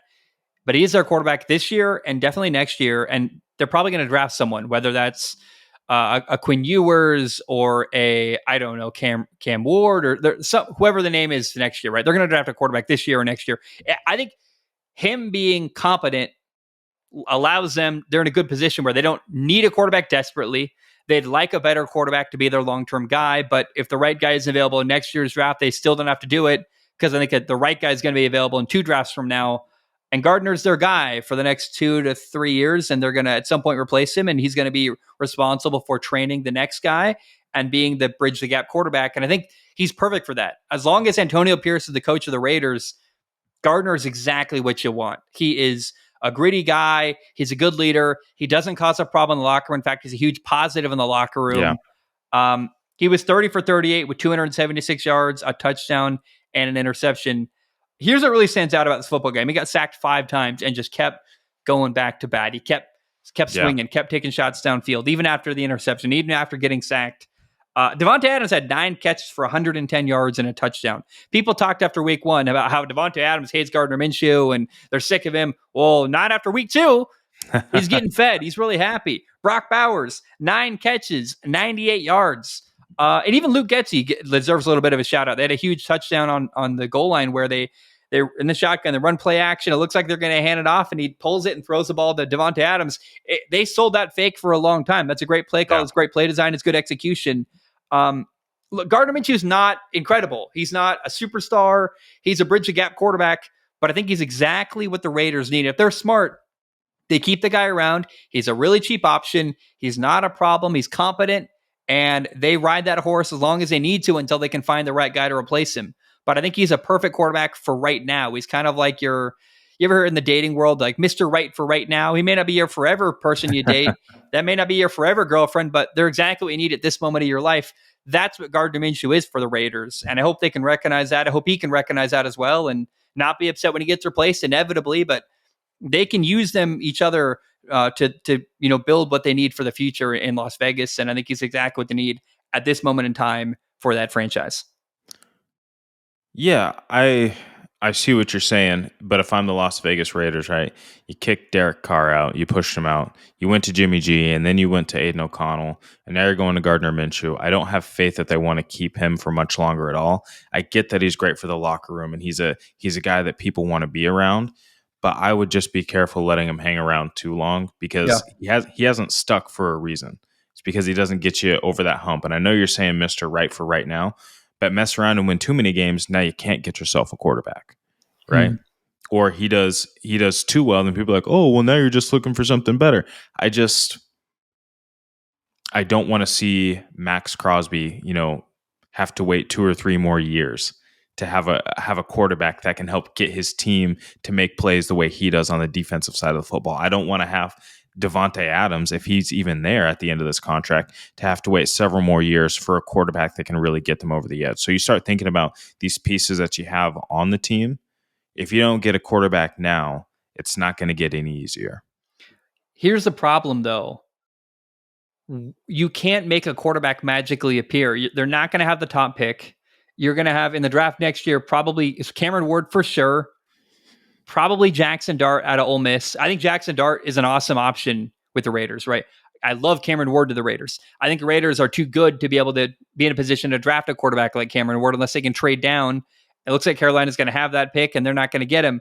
I think the Raiders are going to be like the 10th, 8th, 14th pick, something like that, middle to early draft pick next year. Mm-hmm. They're not bad enough to get the best quarterback in the draft. And then who's that kid out of Georgia? Carson Beck. You don't want Carson Beck is not a good enough upgrade. He's not going to save your franchise. No. So my point is, I think you got this year and maybe even next year with Gardner Minshew before you can really be in a good enough position where there's enough quarterbacks available to get one, unless you make a move in free agency. I just don't see a future where they can quickly replace Gardner Minshew, and I think that's okay. He's not awful. He's kind of like, Molly drives a 10-year-old Honda Civic. Is it a great car? Is it rusted out on the side panel? Yeah. She owns it outright. It makes no sense to replace it. It's good enough for now until there really is a true opportunity to get the right car moving forward. Gardner Minshew is a rusted out Honda Civic that you own outright. No, he's a van. He's a minivan. Sure, but it's got low mileage and it's cheap. And it's there's no reason to replace this yet until the right opportunity arises. And I just don't. I don't think there's going to be a time in the near future where they have. I also Shedeur Sanders scares me a lot. I don't think you want him to be the Raiders quarterback next year. For real, I've got massive reservations about him. He might be available. He might be toxic and a problem. Shedeur in Vegas? Woo-hoo. That sounds like a disaster to me. I just, you know what I mean? I think Gardner's your guy, and they should embrace it for now until they can get the right guy to replace him. Heard. Let's talk about Kansas City and Cincinnati. This game was a lot of fun. This game was everything I wanted from a Joe Burrow, Patrick Mahomes showdown. Kansas City beat Cincinnati 26-25. Game came literally down to the final play. Kansas City hits a field goal to win by 1. I will say, like, we can talk about Jamar Chase and some of the stuff. It's becoming very apparent if you play a road game in Kansas City, you're not going to get certain calls.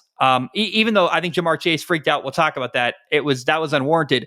It's also true. There's a couple other calls in this game where you're like, I really felt like a very much a home field advantage for Kansas City. And that's just how it's going to be apparently in Kansas City. They're going to have calls that go their way and not the way of the opponent. You're fighting against the Chiefs and the refs in Kansas City, in my opinion. That's just how it is. That's the reality of it. But the Bengals are 0-2, and we're like a hair away from being 1-1. I mean, the Bengals are not a bad football team. I wouldn't panic yet. I thought it was concerning when they lost to New England week 1, but you follow that up with a really good, really close loss to Kansas City, who's probably the best team in football week 2. The Bengals look fine. They lost by 1 play. What do you make of this football game overall? Is Kansas City a great team? I mean, they are a half of a foot, or maybe even less than a half of a foot, and a few penalty flags away from being 0-2 as well. And the 2 teams that they have beat are 0-2. You know what I mean? And I'm not calling into question, you mean Kansas City? Yes, Kansas City, and I'm not calling into question Kansas City's ability to be great, but they haven't been super spectacular. And honestly, in my opinion, this game was a little bit underwhelming. Pat did not play well at all. Burrow played pretty well, but I don't think was anything stellar. But he certainly outplayed Pat. I just wasn't blown away with any of the performances. I think we need to pump the brakes on Xavier Worthy. Like I was saying last week, yes, he's fun. He's a great option, but with no Hollywood Brown and yes, you brought Juju Smith-Schuster back in, but Rashee Rice is still your number 1 wide receiver. Like, this wide receiver room didn't really change a whole ton, not having Hollywood Brown and only adding Xavier Worthy, right? So let's think about that as well. And now you got Isaiah Pacheco that's hurt. He's on IR. That's a concern for Kansas City. But yeah. Back to this game as a whole, Mahomes barely did enough to win. That PI at the end of the game was clearly a PI. He did run through the back of him. But yeah, I just wasn't impressed with the overall flow of the game. Jamar Chase, I think, had a ridiculous meltdown. I understand being mad for 2 or 3 seconds, maybe even rounded up to 10 seconds. But I mean, this guy was going on a minute, just ripping people. I don't know what caused him to come so unhinged about it. It's a meltdown. It's an unacceptable meltdown. I mean, really.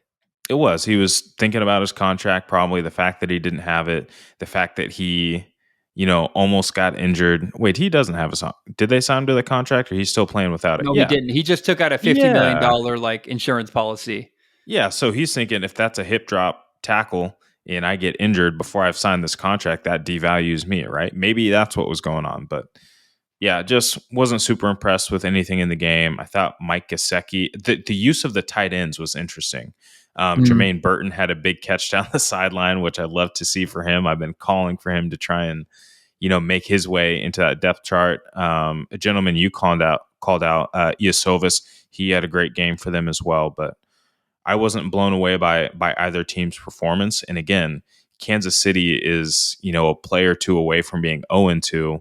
Same can be said here about the Bengals. They're almost 1-1, and same deal for the Ravens. So these teams that are kind of supposed to be the top of the AFC, how good are they? I don't know that Cincinnati's the top of the AFC. I've got concerns about them, but to me, like this, the reason this game delivered, I want to say this first. Supposed to be the top of the AFC. Yeah. I loved this game because it gave me what I want, which is this. It was a slugfest, and it was not clear who was going to win, and it was just, for me at home, like there's just tension the entire game. It was an ugly game. It wasn't like it really wasn't. Hey, the best quarterback I've ever seen, Patrick Mahomes, making crazy plays. It was really kind of it was a slog. It was ugly. It was dirty. It was mistakes were being made. There was some bad offense, but it was, for me, like at home, I had no idea who was going to win until the game was over. That final play, I was like, okay, finally we have resolution here. I Mhm. love that.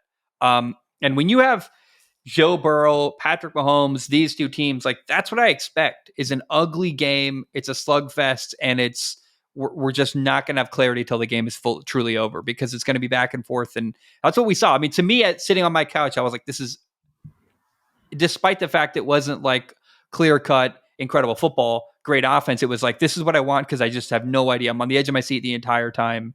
Yeah. It's like watching a psychological thriller on Netflix or something. It's like, this is, it's so tense and I don't know what's going to happen next. And that's what I got from this game. Like the 2 interceptions from Mahomes, it was like, well, I wouldn't have expected that going into the game. And it was really, for me, just the unknown was fun for me. Yeah. I mean, I do. you had a touchdown to a left tackle. You had a fumble recovery for a touchdown for oh my goodness, for Kansas City. Maybe I'm being a little bit too harsh on the game, but yeah, I was sitting back watching it, kind of getting back and forth between the games and those in that afternoon slate, and just didn't really feel like it was high quality football. Yeah, the Bengals are 0-2. They play week 3 Washington, then week 4 Carolina. Feels like 2 victories for them. So they're going to be probably 2-2 going into week 5 at home against Baltimore. And that Baltimore game is for all the marbles, dude, because Baltimore's 0-2. The Bengals are 0-2. They're probably the 2 best teams in that division.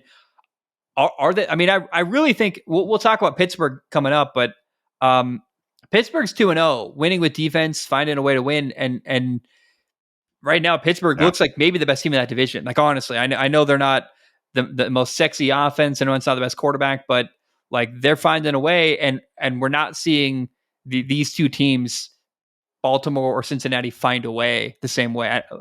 Give me that look all you want. Lamar Jackson's let me down. And Lamar Jackson, the Ravens, I've got significant concerns about, and they got really tough games ahead. I think this week 5 game, Baltimore hosting, Cincinnati hosting Baltimore, is going to be massive. And like probably the game for the division early on in the year. And I don't know where the Ravens are going to be going into that game. Are they going to be 0-4? Are they going to be 1-3? It's tough. And what if Jane Daniels has a great game week 2, Cincinnati doesn't win? That feels like a possibility. But even more concerning, what if Andy Dalton reinvigorates the Carolina Panthers? I mean, none of these games right now feel like a given for either Baltimore or Cincinnati. And the thing that I trust most in the AFC North right now is, well, the Steelers defense is going to knock people around and cause problems.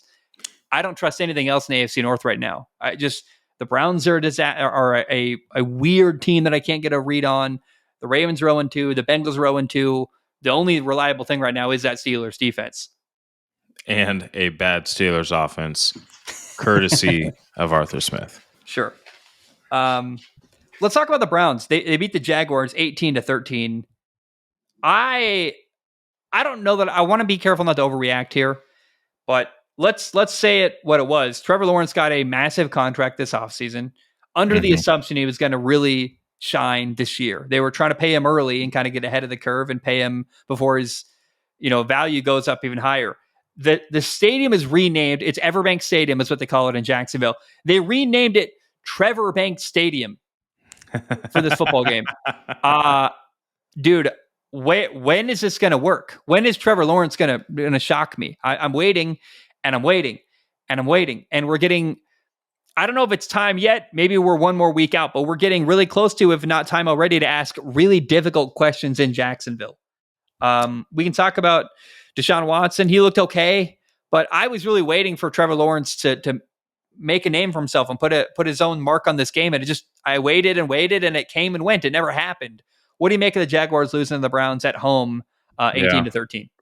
I'm waiting for Trevor Lawrence to elevate the team when their backs are against the wall, right? And do the Browns have a great, pass rush? Yes, they do. They have a solid defense all across the board. They've got some sticky corners as well. Yeah, there's no doubt about it. But at the end of the day, you can't be throwing for sub 50%. That's just really bad football. You had no touchdowns. You didn't have a pick, but you had a really, really ugly safety that you took. At no point did Trevor Lawrence, to me, make any throws where I'm like, oh my goodness, like that was amazing. And that's what I've seen from Trevor Lawrence. That's what we all have seen is, at times he looks like, wow, he's this incredible quarterback. But we've yet to see him really elevate this team. And I'm not quite sure, what the situation is in Jacksonville, but it didn't seem like they had any sort of commitment to the run game. Again, the score wasn't out of control. You can still run the football. And Trevor just didn't look comfortable. It didn't look like he was believing anything. Did he have a great deep ball to Brian Thomas Jr.? Yes, he did. But I don't know if it was this Cleveland defense, waking up after their embarrassing week 1, or if it was just the Jaguars really out of sorts. And that's something that I feel like we see with, I don't know if you want to call them historically bad franchises, but you think about teams like the Jets, like the Bears of recent, like the Lions before Goff, like just even when they had Matt Stafford, like you would see flashes and moments of things, but at the end of the day, you're never confident that this team is going to go in and win the football game. Pretty disappointing, and I'm just not sure whether to give the Browns a lot of credit or whether to look at this Jaguars team and be like, I'm not sure what's not working, but something's not working. I have a lot to say. Number one, Corey Bojorquez, the Browns punter, play of the game, probably pinning. The Browns beautiful bounce. We're up by 3.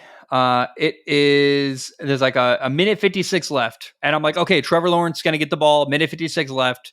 Huge opportunity for him to put together a game-winning drive down 3. And then Corey Bojorquez punts the ball inside the 1-yard line. And you're like, well, and then it leads to a safety, which can't happen, but it's still like the positioning, the field position, because of that punt by Corey Bojorquez was just a huge obstacle to overcome. That really made the game. The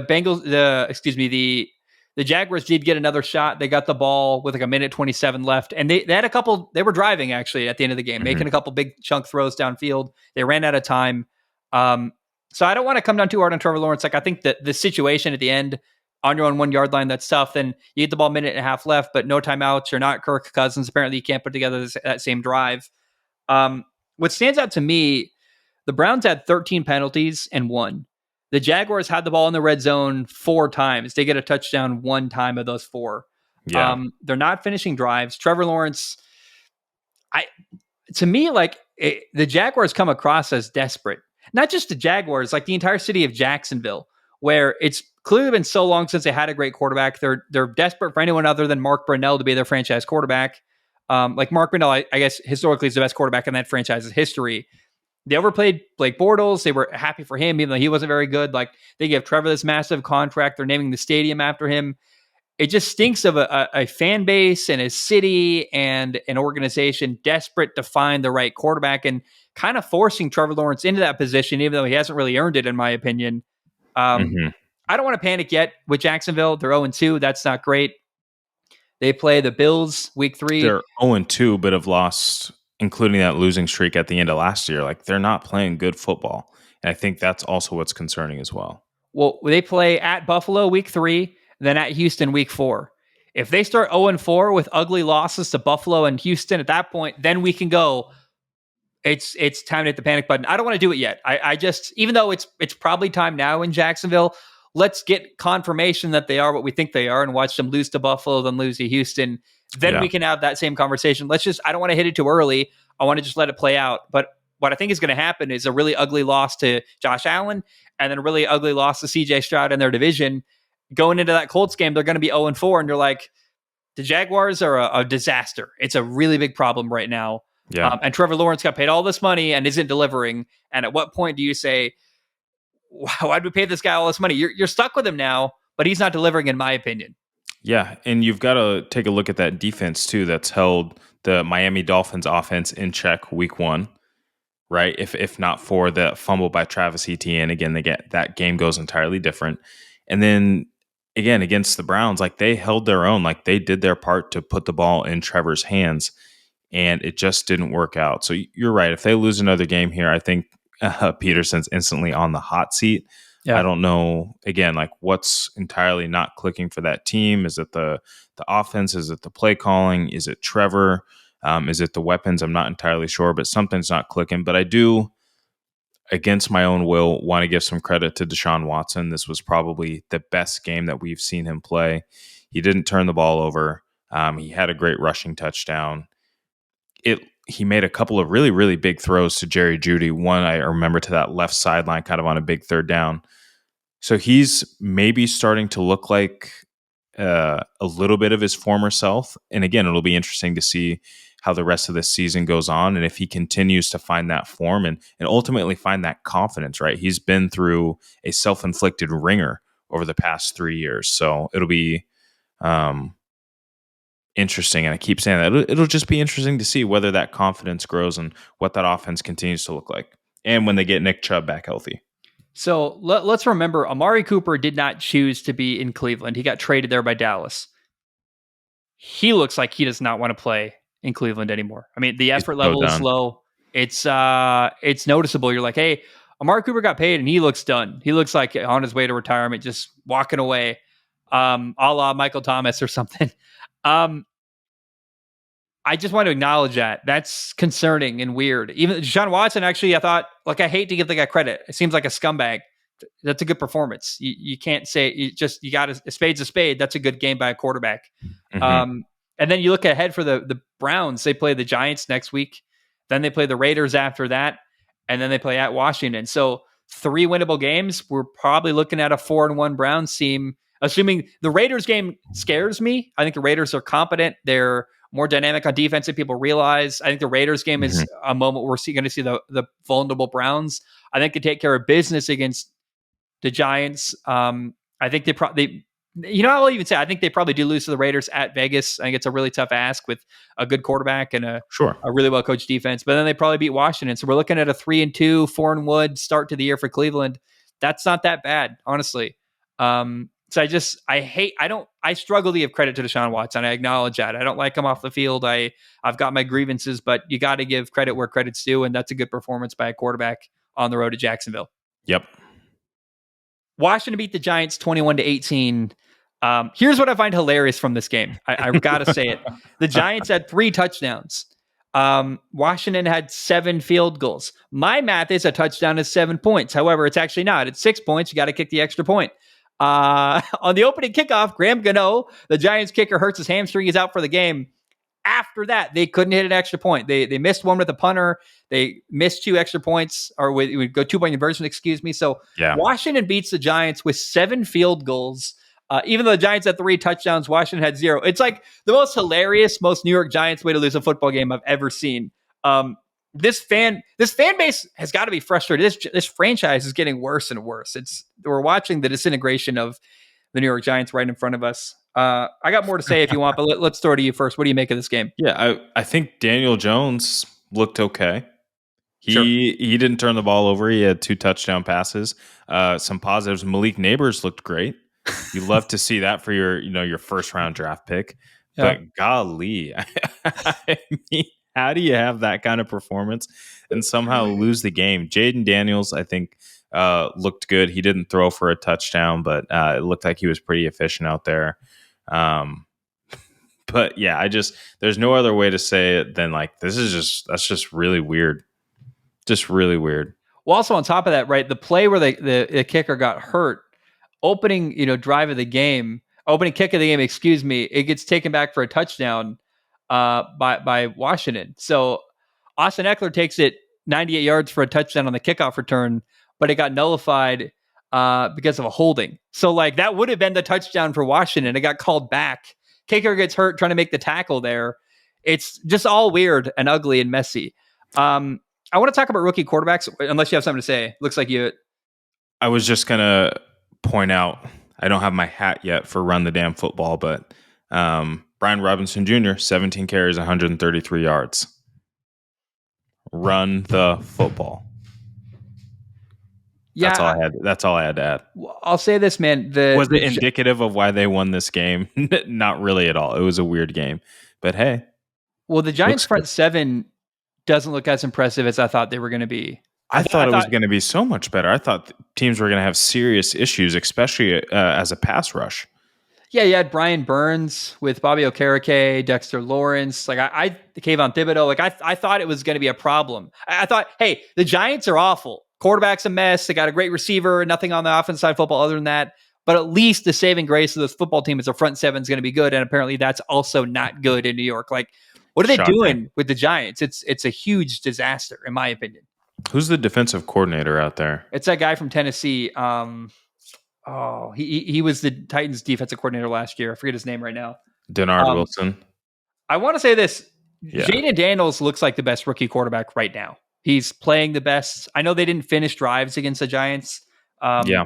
He's doing a lot of good stuff, though. They're really close. They got in the red zone 6 times. Again, they got to finish a drive. They got to get the ball in the end zone. Have to. But I'll take what I can get. With these rookie quarterbacks, I'll take whatever I can get because Bo Nix has got a bunch of interceptions and Caleb Williams is struggling. Yeah. Jaden Daniels, they've got still more work to do. He's got to clean some stuff up. But as far as where we're at 2 weeks in, he looks like the most comfortable and best rookie quarterback right now. If you were to like pause everything, he's the best guy right now, the most prepared and ready to go. He's playing the best of all the rookie quarterbacks. Yeah, he definitely is. And again, I don't want to point back to this run game again, but both games, the Commanders were able to rush for over 100 yards. That was not the case for the Broncos or for the Bears. Granted, different competition, different games. But again, like you have to be able to support these rookie quarterbacks, these young quarterbacks with the run game, because otherwise you're putting just entirely too much on their shoulders to make all of the plays all of the time. And I don't think that's a recipe for success. There's a tough road ahead for Washington. They play at Cincinnati, then at Arizona, then the Browns at home, and then at Baltimore. Those are like 4 really good football teams all Tough in a row. games. 3 of those games are on the road. That's pretty brutal if you're Washington. I kind of just feel empathy for them because they're doing their best and they're 1-1 right now, and it's probably not going to stay that way. But I think truly like Washington is doing good stuff. I've been 2 weeks into the year, like they're right where they need to be, and they got a rookie quarterback. It's going to take time, but they're learning. They're making big plays. They're doing some good stuff where they can. Yeah. It's a franchise that is a far cry from what they were a year ago. Like again, if you're a Washington fan, the expectations should be so low from the Dan Snyder era that we're like, hey, it's okay. There's some hope. We're not awful. You're going to be better by the end of the year than you are now. And I think no one expects Washington to be winning this year. You're setting yourself up for next year. But I would say 2 games in, Washington's better than I thought. And the plan is working out pretty well. Yeah, they need to find a way to unlock Terry McLaurin. I know that teams are obviously going to focus on him as their best offensive weapon, but they've got to find a way to get Jaden Daniels and him on the same play, work some matchups. That to me is kind of what's missing. Is Terry McLaurin's a touchdown scorer if he can get the ball in his hands, whether that's in the red zone. I know he's a little bit smaller, but just in general, he is the playmaker in my opinion on that team. They got to find some ways to get him the football creatively. Seattle beat New England 23-20 in overtime. I got a lot to say, but I'll just throw to you first. What do you think we learned from these two teams? This was an interesting one. We were really, in fact, I was hoping for more clarity, like maybe one team looking better than the other to give us a really true read, but them ending up kind of the same place, going to overtime. It's like, dang, what do we really, I don't know what to learn from this game, actually. What do you make of this team or this game? I think we got the confirmation from New England that they're going to try and play as clean as they can on offense, run the football, which they're doing at a great clip right now with Ramondre Stevenson and even Antonio Gibson. I know that most of his carries were off of the he had like that 45-yard long run, so that kind of tallied it up. But again, commitment to the run game there. Jacoby Brissett doing just what he needs to do to kind of keep the offense going. So that's confirmed. I think the offense looks a touch better than I thought it would. But again, strong defense, capable offense to just kind of keep the ball away from the other team and keep it rocking. What we saw from Seattle, I think, was an entirely different offense in week 1 as far as that ball went up in the air 44 times. I don't know whether that was a symptom of not having, K9, Kenneth Walker, right? So you kind of pulled back on how much you were running the football with Zach Charbonnet. But at the end of the day, they pulled out a win. You had 200-yard receivers. Geno Smith looked pretty solid. I still don't know what to make of them offensively, but they had a lot of offensive production for so few points, if that makes sense. If you have 2 receivers with over 100 yards, I'd like to see you have 30 plus. You know what I mean? Yeah, Seattle had 3 points in the second half and then 3 more in overtime. Weird. We like moving the football up and down the field, but not getting the end zone. I want to point this out. It's like such these two teams could not have they like arrived in overtime with 20 points, but the way they got there could not have been more different, right? Like Seattle's throwing the ball So true in this game. all over the field, right? They had, let's say it out loud, DK Metcalf, 10 catches, 129 yards, and a touchdown catch. And a beautiful one, by the way, in the hurry-up offense. Beautiful. It was awesome. Yep. Jackson Smith and Jigba, 12 catches, 117 yards. And then New England's running the football all day. Antonio Gibson, 11 carries for 96 yards. Ramondre Stevenson, 21 carries for 81 yards and a touchdown. I want to speak to New England fans real quick. I have seen New England fans in the comments sending me messages saying, we got to play Drake May because we got to make our passing game better. And I want to point out, it's not like the quarterback isn't why the passing game isn't great. It's because your best receiver is a rookie Jalen Polk. Like, there's just not a lot of weapons at receiver in New England. They know it. They're aware of it. They actually, I'm actually impressed with New England through 2 games. They are maximizing their potential on offense. They're running the football a ton. They're targeting Hunter Henry a bunch. He had 12 targets, 8 catches, 109 yards. They're using a rookie receiver, Jalen Polk. They're trying to get more value out of him and letting him come along as a rookie. But no outside receiver had more than 2 catches in this game. And that's not because the offense is anemic. It's because there just isn't talent at the receiver position in New England. Yeah.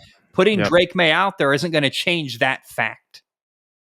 Yeah, and you're not wrong. And I think that putting him in that position would be the worst possible thing that you could do for his confidence. I hate to bring Bryce Young into this conversation, but that's what happens when you pump a guy out there with no weapons and you ask him to drop back and throw the ball a bunch, right?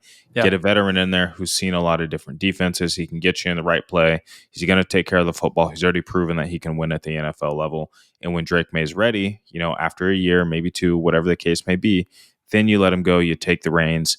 I could see New England probably taking taking a talented offensive related player in the draft in the first round next year. So we'll see. But yeah, definitely do not rush Drake May into that situation. That's not where you want to be. Also respect to Jacoby Brissett. I think Jacoby Brissett is playing pretty well. He's doing what he should be doing. Like, he's in a really tough situation. What we expected him to do. Yeah, well, the offensive line's not great. There's no real number 1 receiver. Your best receiving option is a tight end. Like, he's not in a great position to succeed, and he's doing fairly well given the conditions around him. I think you got to honestly give some respect to Jacoby Brissett that he's doing a fairly good job with what he's been given, in my opinion. Yeah, I think he's done a great job. How long that can be sustained once people start to figure out, what New England wants to do on offense, which is run the ball and kind of chew the clock out and play good defense.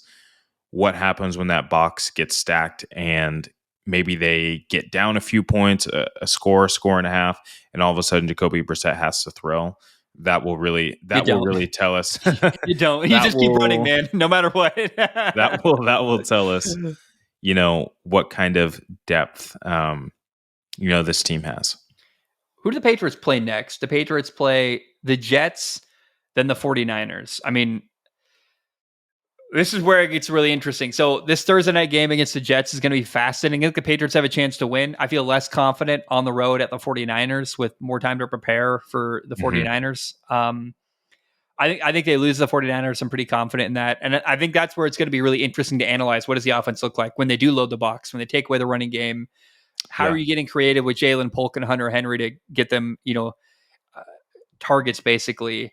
Yeah. I don't know what that looks like. I think they're just doomed to lose to the 49ers, but it'll be fascinating the rest of the year for New England. But I mean, you said it here. The Jets are on a very, very short week in terms of having played their 3rd game in 11 days. They're missing CJ Mosley. They already have a weak run defense. This is going to play perfectly for New England to be like, oh my goodness, we can just execute our game plan again. Let's just run the ball the entire time and play good defense. So certainly an opportunity Thursday night football for New England to muddy up the game and kind of escape with a win. But yeah, San Francisco I find to be a little bit tougher. But if Brock Purdy is still without Deebo Samuel and still without Christian McCaffrey, I wouldn't say that game's in the bank either. And, here I am saying that New England was going to win maybe 2 or 3 games this year. But now it's starting to look like, okay, they've got a formula. They've got something that's working. Maybe they get 5 wins. Well, I think this is the clear takeaway from the first 2 weeks for the Patriots is that like Gerard Mayo is awesome. I like really have come to very quickly respect him. His players are organized. It's actually like they. This is a kind of weird thing to notice, but like the way the Patriots are winning is exactly what they did during the prime of Bill Belichick. Actually, like they're running the football well. They're playing really clean. The defense is really good. Like they're not beating themselves at all, and that's a really impressive thing to achieve in 2 games as a rookie head coach. Your team is incredibly disciplined. The players like him. They respect him. It's actually like Gerard Mayo took what worked for Bill Belichick and put his own spin on it. And he's the new age Bill Belichick where he relates to the Yeah. players better because he played. They respect him. He talks more across the table to them rather than down to them. So they respect him. He respects them. He communicates really well. But also at the same time, it's an incredibly disciplined football team. I mean, I just really am shocked at the level of discipline, the level of detail, the lack of mistakes. The Patriots very clearly are not going to beat themselves this year. And like that's like a round of applause worth Yeah. like level accomplishment for a rookie head coach. Like, why I can't believe how well coached he actually looked. It's very shocking and impressive to me. Yeah, he's kind of got this Belichickian rule set, but like you said, this more player friendly conversational way of going about attacking certain things, right? So, Yeah. yes, we still need to adhere to how we attack third downs, how we attack the red zone, how we play situational football. But hey, like, let's have a conversation about it. Let me answer the why versus do it because I said so. And honestly, I'm pretty shocked about this because Gerard Mayo, to me, at the podium in the preseason, like, oh, like, Drake May outplayed Jacoby Brissett. And you're like, okay, so is Drake May going to be the starter? Like, I think he had a rough start at the podium, which to me gave no confidence to what this team was going to look like. So, yeah, like you said, very surprised and impressed with what they've put together in the first 2 weeks. Well, let's actually reanalyze that though. When he said that, maybe he said it because it was true. And I one thing like that always bothered me as a player was when a coach would just not say it like it is. Like the whole team knows, hey, this guy's better. You can't deny the reality we're all seeing at practice, right? So by acknowledging that, you're not the locker room knows our coach is honest, and the young quarterback knows, hey, I'm getting the respect I deserve. Like I'm playing well in practice, but then it's also communicated probably behind the scenes. We're just not going to put our young quarterback in this position, and that way the team knows, hey, he's doing great. We love him. The quarterback can have confidence. The team knows I'm not lying to you guys. But at the same time, I'm not going to put him in that position. Like it's almost like a weird threading the needle way to like properly handle that if you want to look at it that way. Um, Maybe Yeah. he fumbled at maybe just it's a truly a fumble at the podium, but maybe it's also a level of honesty that you need for players. Because again, you can't lie to players at practice. Everyone knows who can play and who can't. Mm-hmm. And when you don't acknowledge the reality we're all seeing at practice, it's a real problem. It really creates a toxic issue at practice. Yeah, totally. I don't know. I just think that like Gerard Mayo very quickly gained my respect, and Gerard Mayo with a Drake May that's got a year under his belt of practice, and a Jordan Love level approach where he sits and learns for a while, and Drake May's ready to go and playing at a high level, and then they get a good receiver. Like that's a team I really like. I mean, honestly, like you give him one more year, you give him a star receiver, the Patriots very quickly. Like what happens if they get Devontae Adams in New England or something like that, right?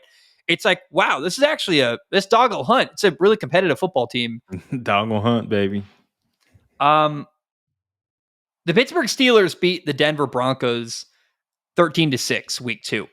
And to me, it's another like classic Steelers victory, man. They play ugly on offense. They play great on defense. They grind out another one. The Steelers are 2-0 actually. Looks like they're probably going to start Justin Fields again week 3. We'll talk about Bo Nix if you want. The honest answer with Bo Nix, he had 2 interceptions. It wasn't a perfect game, but I got patience for him. He's a rookie. He's learning. That's a Yeah. really good defense. That's hard. Like we saw Kirk Cousins get like embarrassed by the Obliterated. Steelers week 1. What do you expect a rookie quarterback to do in his second ever NFL start? Like you're not being put in a position to do well if you're Bo Nix, in my opinion, in that game. Just bad luck with the schedule. What do you Yeah. make of Pittsburgh beating Denver week 2? Yeah, I mean, Denver ran for 64 yards, including 25 from Bo Nix, which came on a couple scrambles. Yeah. So there's no run game support, and you asked him to drop back and throw the ball 35 times against that Pittsburgh Steelers defense. That's that's not what you want to have. And I think that, again, this Denver roster isn't great. We know that Bo can process things at a high level, but I think these first two games, what we've seen from Bo is he's looking at the rush and he's kind of getting a little worried and a little concerned. His feet still look okay, but I don't see the confidence that, we obviously saw at the University of Oregon when he's letting go of the football. And when you have a Steelers pass rush in your face and you've got a Steelers back end, to support it, you're not going to have a lot of fun. On the flip side, the Steelers, we saw another very vanilla offense. Let's just try and take care of the football and get out of this game with a win, which is what happened. I don't think that beating the Broncos was anything special. Again, they have one of the worst rosters in the league, in my opinion. But, another tip of the cap to Mike Tomlin and the Steelers for putting together a great defense and having a bad offense. It's a weird thing to admit, but I play in the game NCAA. I play as Hawaii football. And in the video game, you play a Mountain West schedule for Hawaii, but occasionally you play like a really good team. You play like an Alabama, the college football playoff. On paper, like I have no chance to beat Alabama with Hawaii. Like I play at a really hard difficulty, and it's like, well, the only way to win this game is to get a lead and then never give the ball back. And you're like, just get a first down. I'm literally like, it's boring. It's not a fun way to play a video game. You're like running the clock down to like 2 on the play clock and then snapping the ball. Like you were just grinding out, trying to survive. That is what the Steelers are doing on offense. They're saying, look, we're going to play great defense. We're going to force you to make turnovers. And we're not going to do too much. We can't let our offense lose us the game the way like the Tennessee Titans are doing. Yeah. And it's actually working. Like I don't know how sustainable that is. I don't know how long the legs are on that style of play for the Steelers, but it's I don't know how to analyze the Steelers right now, because it's like they're winning games in such an ugly way and in a way that like they're never going to win a Super Bowl this way at all. Yeah. But like you also can't knock victories. It's like, well. They did have a couple of offensive plays, George Pickens specifically, that got called back. I remember a throw, it's pretty popular right now. Justin Fields, he's rolling out to the right and kind of throws a deep ball over the middle. Not over the middle, but middle of the sideline. So, like, again, like we'll still see those flashes of Justin Fields being special because he's so athletically gifted. But honestly, kind of happy for him to see that he's willing to take on this game manager role and not try and do anything more than what's been asked of him. I think that shows a lot of maturity and growth. What that translates into in the future, I'm not sure. But, all the people saying that he can't take coaching, I think it's pretty evident and pretty clear that he's more than capable of taking coaching, because he hasn't given up the football very much this year, if at all, actually. And he's just doing his best. Yeah, I will say Justin Fields had a throw down the left sideline that like was nowhere near. You're like, it's a 101, and he's not even giving a receiver a chance. He's not only not threading the needle, it's like it's an overthrow by like 10 yards. And you're like, well, like, I don't know how you played Ohio State and you played this much in the NFL and you can't make that throw. It's like, that's weird to me. I don't know how you missed that. Justin Fields is imperfect.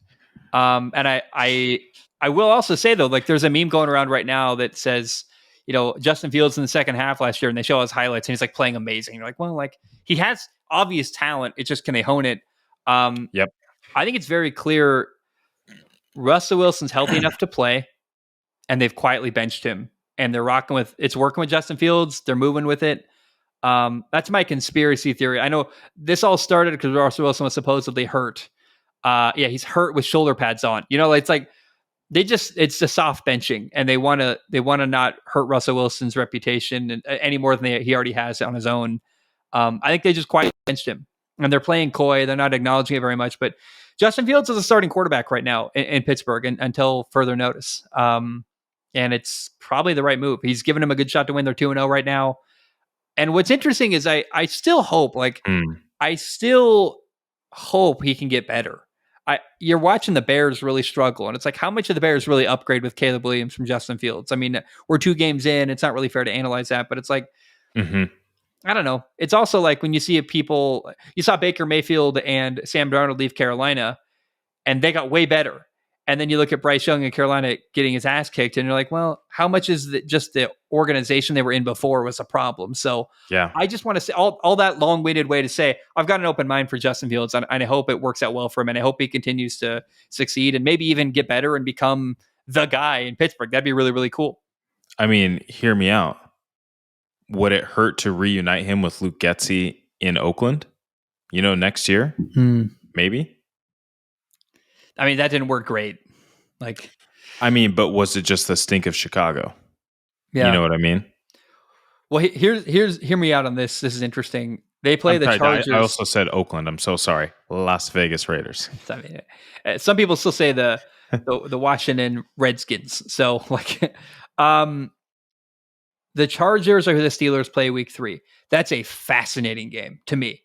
Like two teams that are really similar, really physical. I think the Chargers probably beat Pittsburgh, but I think it's a really interesting test for Pittsburgh. Like, wow, I don't know how they match up in this game. I really don't know. And then week 4, they play at Indy. And you're going to have two quarterbacks who it really is going to come down to which quarterback can play cleaner. It's probably Justin Fields. Like right now, Justin Fields is probably a guy who's going to give away the game less than Anthony Richardson is. Yeah, that Steelers defense is going to make Anthony Richardson think hard about every decision he has to make. I don't see the Colts winning that game. I'm sorry. Yeah, I don't see the Colts winning that game. Well, then look even further. It's then the Cowboys. Pittsburgh can definitely beat Dallas. Then it's the Raiders at Vegas. Like that's going to be a stadium in Vegas full of Steelers fans. It's going to be a home game basically for Pittsburgh. They probably win that game. Then they play the Jets. Sorry, Aaron Rodgers and TJ Watt are going to have a field day. They're going to become best friends because TJ Watt's going to cause all kinds of problems for Aaron Rodgers. Then they play the Giants. I mean, then they play Washington. Like, I mean, man, I know the end of the schedule gets more difficult for Pittsburgh, but they've got a shot to start like 8-9-0 even in Pittsburgh, just winning ugly games for real because the schedule isn't that difficult. And then maybe by the time they reach the tough half of their year, like the final 10 games for Pittsburgh are legendarily like really difficult. But maybe Justin Fields gets better and better and better. And by the time they start playing, Philly, Baltimore, Kansas City, Cincinnati, the Ravens, like maybe it's a different Justin Fields than we saw early in the year, and he just gets better and better. All I'm saying is like, it's possible right now Pittsburgh wins the division. I know that's crazy to say 2 games in, but like that path makes sense. They win a lot of games against lesser teams, get better and come together as a unit. Then they beat more difficult teams at the end of the year. That path makes sense to me. That's possible in Pittsburgh. It certainly is possible. And I think that's what we talked about earlier, this summer, right? Is they had to stack wins early. Otherwise, it's going to be really, really ugly because that back end of the schedule is tough. So they're winning some games that we kind of expect them to win. I think we said the Atlanta game could go either way with week 1, a lot of change. But between, Los Angeles and New York, in between those games, weeks 3 to 8, they need to come out of that probably 4-1 at the worst. 2, 4, 6, 5-1 at the worst. You look ahead, Chargers, Colts, Cowboys, Raiders, Jets, Giants, Washington. The only game that feels difficult to me actually is the Chargers, believe it or not. I'm like, like every other game is very winnable. And the Chargers game is still winnable. I just think the Chargers are better quarterback. They're really good up front as well. Yeah. It's interesting to me. We're looking at a 1, 2, 3, 4, 5, 6, 7, 7-0, 6-1 Steelers team going into that Ravens game on November 17th, honestly, in my opinion. Yeah, I don't know. I'm so holding to my 7-10. I think there's going to be a game where that offense just can't do enough to win, and it's just going to have that defense really frustrated. And that's going to happen, I think, 2 or 3 times, by that week, before the bye week. And then all of a sudden, you're into those tougher games. I do hope I'm wrong on that, again, because I want that success for Justin Fields. But again, I just don't think like that defense can't play perfect every single game. Well, they don't need to. Think about the offensive lines they're going to play. They're going to play the Cowboys offensive line, the Giants offensive line, the Jets offensive line. I love Gardner Minshew and the Raiders, but like that's a tough matchup. Anthony Richardson's going to fall apart against a pass rush and a lot of confusing looks. Like the defenses, the matchups work really well in favor of Pittsburgh. Like I think Aaron Rodgers and Daniel Jones are running for their lives in those games against Pittsburgh. Truly, we saw Kirk Cousins, a veteran quarterback, really struggle with that pass rush week 1. I know it's week 1, but still, man, like I think the front seven is no joke in Pittsburgh and going to cause a lot of problems in these matchups. Dallas is a struggling offensive line. The Jets, the Giants, it's a matchup that works in favor of Pittsburgh. Tell you what, get them on your fantasy team right now for this week stretch. This couple week stretch. Is that the best defense in football, Pittsburgh? I mean, it better be. It's the most expensive defense in football. But as of this week, after what we saw from the Browns this most recent week, it's probably in between them and the Browns, in my opinion. If the Jets had a better run defense, yeah, maybe. But then also you can't forget Kansas City. Kansas City's had a great defense this year and last year. On Sunday Night Football, Houston beat Chicago 19-13. Here's what I want to say about this, honestly. We just got to be patient with Caleb Williams. Everyone's ready. This is the same conversation we probably should have had about Bo Nix as well. Everyone's freaking out about Bo Nix and how he's not throwing the ball downfield. I'm like, well, what'd you expect with the Sean Payton offense? And I think Bo Nix looks fine. Caleb Williams has not looked great in 2 games, but he's a rookie in 2 games. Chill. I don't know why everyone expects Caleb Williams to play like a Heisman Trophy winner week 1. I know he did win the Heisman, but it's let the guy develop. He got better. I really thought on Sunday Night Football, we saw Caleb Williams play way better than he did week 1. Did a touchdown drive. He wasn't perfect. In fact, he made a lot of mistakes, but he's a rookie learning on the fly, learning on the job. That's going to happen. I don't know if much more to add. That was a takeaway to me. It's hey, be patient with Caleb Williams, for God's sakes. What do you make of Sunday Night Football? The game in general to me was overwhelming. I thought there was going to be a few more fireworks, but also underwhelming.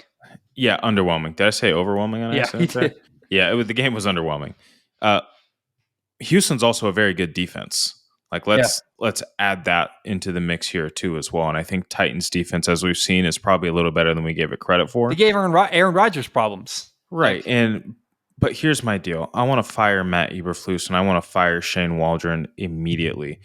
We are not doing things to set Caleb up for success either. And I know that he has some learning and developing to do, and I'm not sure what's in the offensive playbook, but let's roll Caleb out a little bit. Let's get him moving. It's clear that he's comfortable throwing on the run. Let's start to get that out of him. Get some confidence of him being mobile and making throws. That's what he is known for. And yes, he needs to have that pocket development, stand in there and deliver the football, which is he's going to have to grow in doing and in that decision making and reading the defense. But goodness gracious, run the football more, right? Get the defense from pinning their ears back and coming up at him and rushing. Start running the football a little bit more. And again, get Caleb Williams out of the pocket. Get him moving. Make him feel comfortable. Make him feel like he's making plays. Even if it's a half sprint out and you stop and you throw the shallow, you feel like you made a play because you had to move your feet, set your feet, and then deliver the football. There's just little things, right? It's you got to see a free throw go in if you're a kind of a streaky shooter. You got to see one go in, and then you start making them. Get him moving. I don't know why we want to make him so stagnant.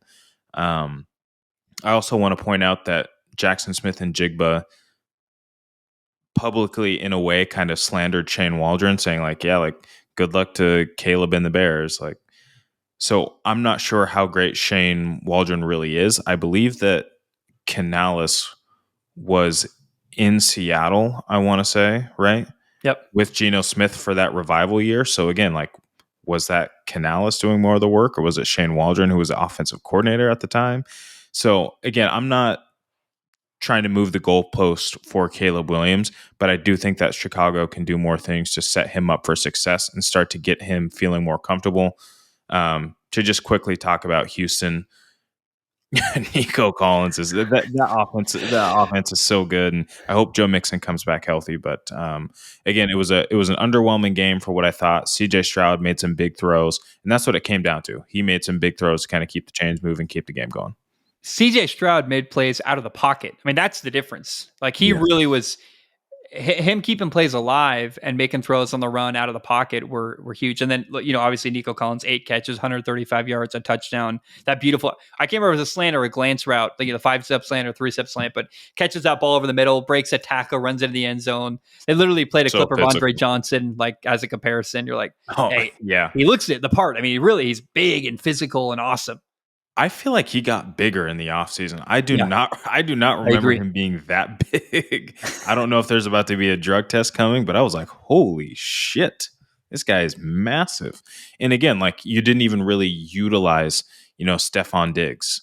That's just sometimes how the game scripts go as a wide receiver. We were talking about that earlier, but like, I mean, on any given day, Nico Collins, Stephon Diggs, Dalton Schultz, still a great tight end. You still got Tank Dell. Oh, Tank Dell dropped a good one over the middle too. But the weapons are in mass. Yeah. But then now also let me compliment the Bears defense. Bears defense, obviously legit if you're slowing down this Texans offense.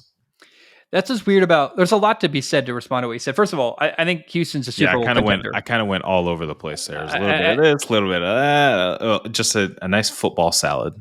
That's okay. Houston's a Super Bowl contender, in my opinion. They are awesome, and I'm really sick of the Stephon Diggs toxic conversation. Like, I think he didn't like Josh Allen. I don't think they worked that great together. I don't think there's a problem at all with Stephon Diggs in Houston. I think he knows the conversation being had about him. I'm sure he's very aware. And I think that when you got a leader like CJ Stroud, I think Stephon Diggs just fits really well in that culture in Houston, and I don't think it's a problem at all. I'm not really concerned about that. And what's annoying is that people are looking for that. It's like, well, until there's an obvious problem with Stephon Diggs, like, how about we just let the guy live? Like, he hasn't caused a problem at all. Like, they're making things that are up that aren't there and just speculating. It's like, well, until we see an outburst or see something, like, there's no evidence at all to suggest Stephon Diggs has a problem. They just look at 4 catches and not the star Nico Collins is. Like, it's like, shut up. Just let the guy live. And I don't know. I'm just really tired of that He had conversation. 2 touchdowns in game 1 and got the red zone targets. Like They're happy. People are going to look for things to say. People love to call wide receivers divas. It's hard not to be when you bust your ass and you're running down there on the field. You're running guys off. You're running real routes, and you're not getting the football. So it can be frustrating sometimes. But yeah, I'm not worried about Stephon Diggs in Houston, and I also think that CJ Stroud is a confident guy who's happy to say like, "Yo, Stefan, chill, bro." Whereas Josh Allen, I think, would have been a little bit more passive about it. Yeah. I'm really excited to watch Houston at Minnesota next weekend. It's going to be a huge game. I think Houston's a better team. I wonder if the Vikings can kind of rise to the occasion there at home. It's a massive, massive matchup. Yeah, Vikings are man down too. Yeah. Who's out? I believe Justin Jefferson is going to end up being out. Yikes. That's rough. I think we have to monitor that as the week goes on. We'll know more. Let's see. So they're saying hopefully day to day.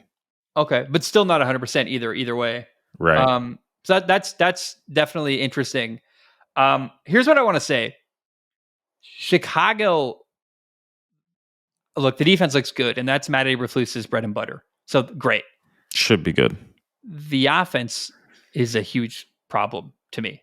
Like, whatever Shane Waldron's doing, the lack of motion, the lack of getting Caleb Williams out of the pocket is a problem. I know Keenan Allen isn't healthy, so he's not playing, and that probably affects things a little bit. I'm not impressed with the position they're putting Caleb Williams in my opinion. And then to me, like, even though the defense is playing well and Matt Eberflus is the defensive coach, like, you can't not have an offensive coach as your head coach working with your rookie quarterback. Caleb Williams is too good of an opportunity to not have the right coach in that seat. So then it becomes, do you want Clint Kubiak, Ben Johnson, or Bobby Slowick? Which coach do you want? Which offensive guru is the right guru to work with Caleb Williams? That's all you got to ask. I think they might steal Bobby Slowick out of Houston and bring him into Chicago, but Bobby Slowick 2025 in Chicago. Like, that's really like what's got to, I mean, seriously, like, that's where we're at with Caleb Williams. I'm so unimpressed with the position they're putting him in. The play call's not great. They're talking about limiting him from making plays out of structure. I'm like, no. Why do you draft Caleb Williams if you don't want him to make plays out of structure? Like, what are you talking about? What conversation are we having here? That's ridiculous. It's kind of one of the things that they talk about where you kind of have to run around and use your legs till you figure it out. Like, Kyler Murray did it at first. Even going back to RG3, he was using his legs at first. Granted, he lost his career to some injuries. But you got to let these guys run around. Like, Patrick Mahomes admits to not being able to read defenses up until his 3rd year. Like, it takes time to learn how to do these things. So if you're going to get into an offensive room and tell a guy who's great off script, say, hey, we're not doing any off script stuff. Please stay within the offense.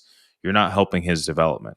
What you have to do is create a structure that allows him to play free, but then still teaches him, hey, like this is what we need to look for first. If that's not there, tabula rasa, do your thing.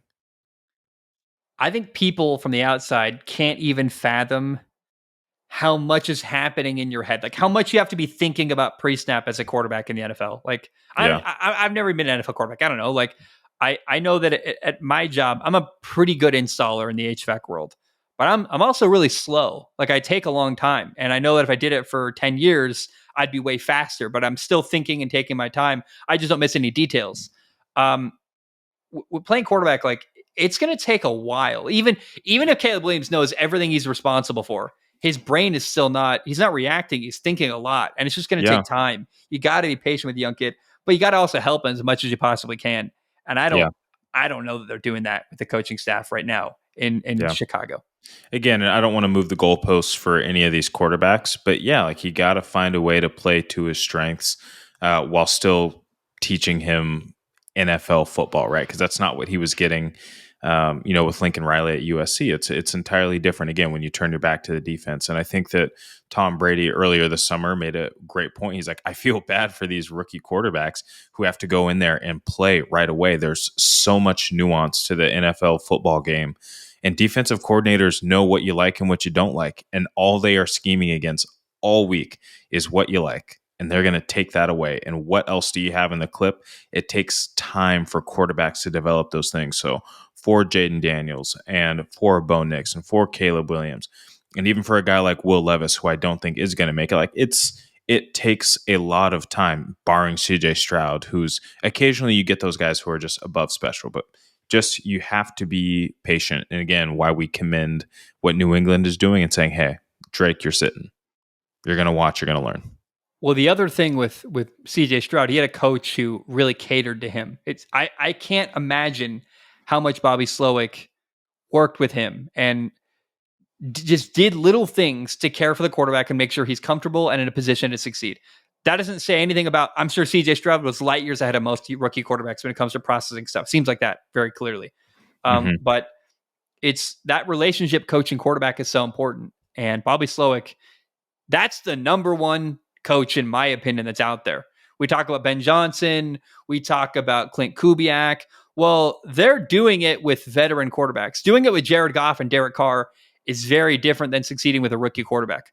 Bobby Slowick, his ability to work with a rookie quarterback is why he, to me, is the most valuable potential head coach out there on the offensive side of the football. Like that's if I had a young quarterback, Bobby Slowick is a guy I would be paying a ton of money to and trying to hire because he's shown he did it with a rookie quarterback. Where Clint Kubiak did it with Derek Carr, is a 10-year vet. You did it with Jared Goff, who they've been in the NFL. They know how to read an NFL defense. They know how to process a complicated NFL offense. You're not holding their hand at all. You're not having to adjust your communication style at all. Bobby Slowick's done it with a rookie, and that's worth its weight in gold. That's crazy. Very valid way to look at it. Yeah. Let's talk about our final game of the week. The Chargers beat Carolina 26-3. I think what stands out to me is that once again, Justin Herbert didn't have to be the star or the hero. J.K. Dobbins had 17 carries for 131 yards and a touchdown. Also, Quentin Johnston had, was it 2 touchdowns? Like, things are changing with the Chargers, and they look well coached, and Jim Harbaugh looks awesome. What do you make of the Chargers? We'll talk about Carolina. They benched their quarterback. We'll get to them, but what do you make of the Chargers after 2 weeks? Man, how great is it to be Justin Herbert? I think this is the first time in his career, I think there may have been one other time, where he's thrown for less than 30 attempts in back-to-back games.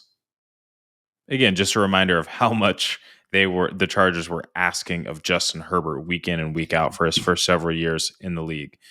J.K. Dobbins, 2 games in a row with 100-yard rushes. Again, not necessarily stellar, what do I call it, competition, but goodness gracious, do they look good.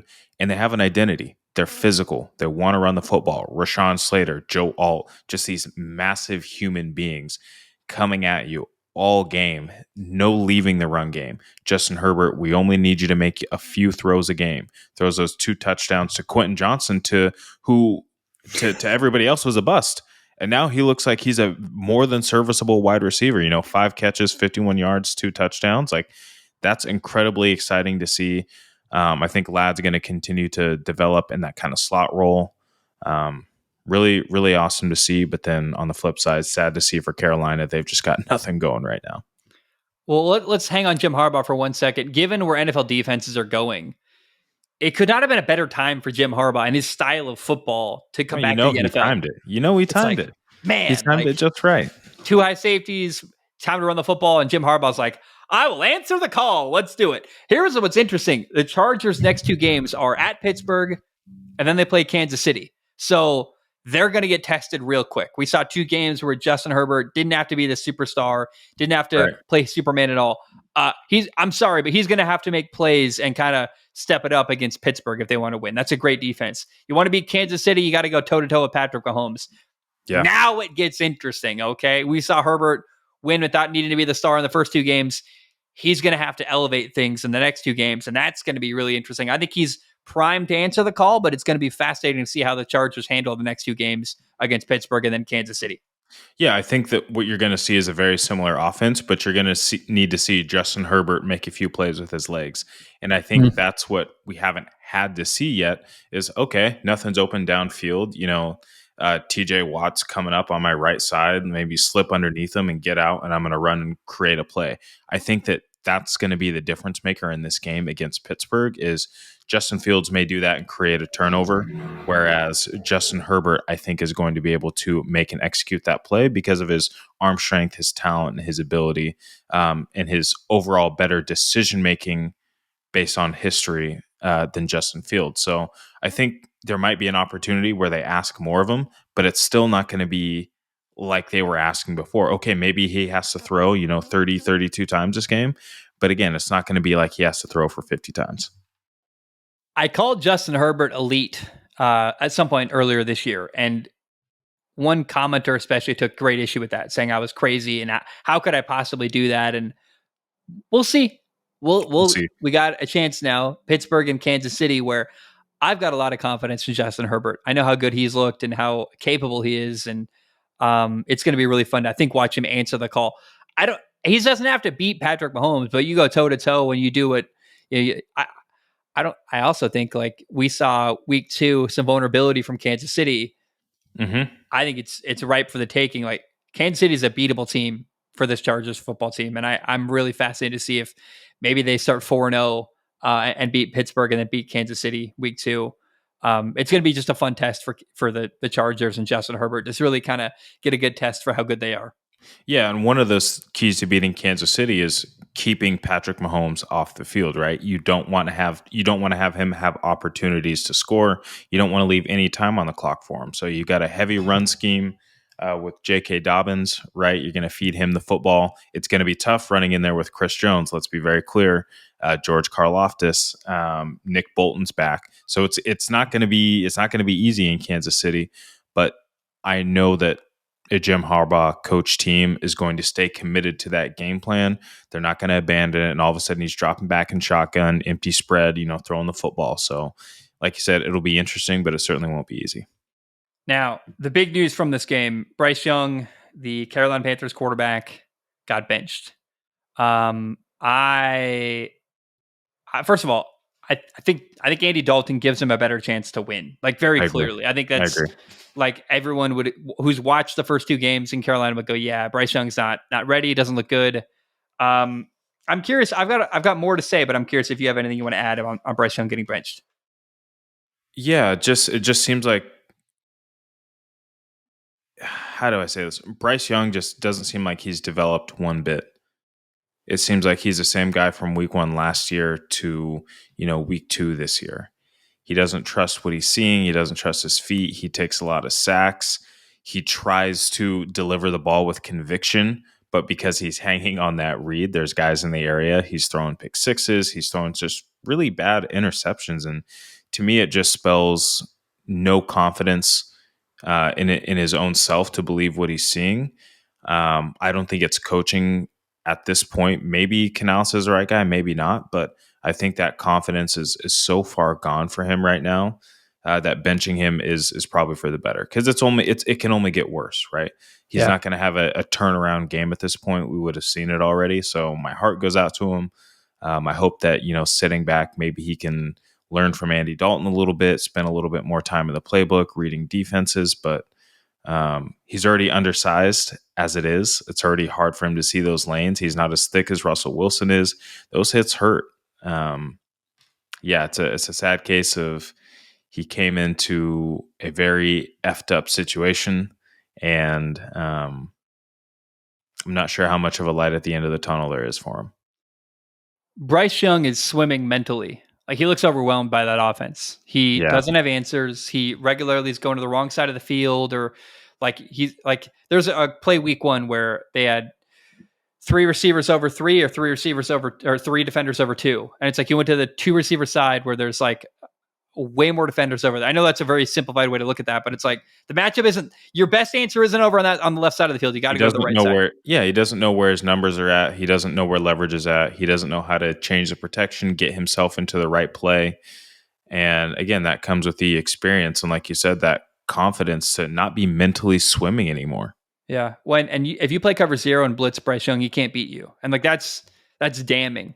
It's awful. Like, you got to beat the blitz. He can't. The way to beat Bryce Young right now is blitz him until with no remorse. I did love to see real quickly Adam Thielen come to his defense and be like, "Hey, it's not a Bryce Young problem. He's a great kid. He works hard. He's always in the building."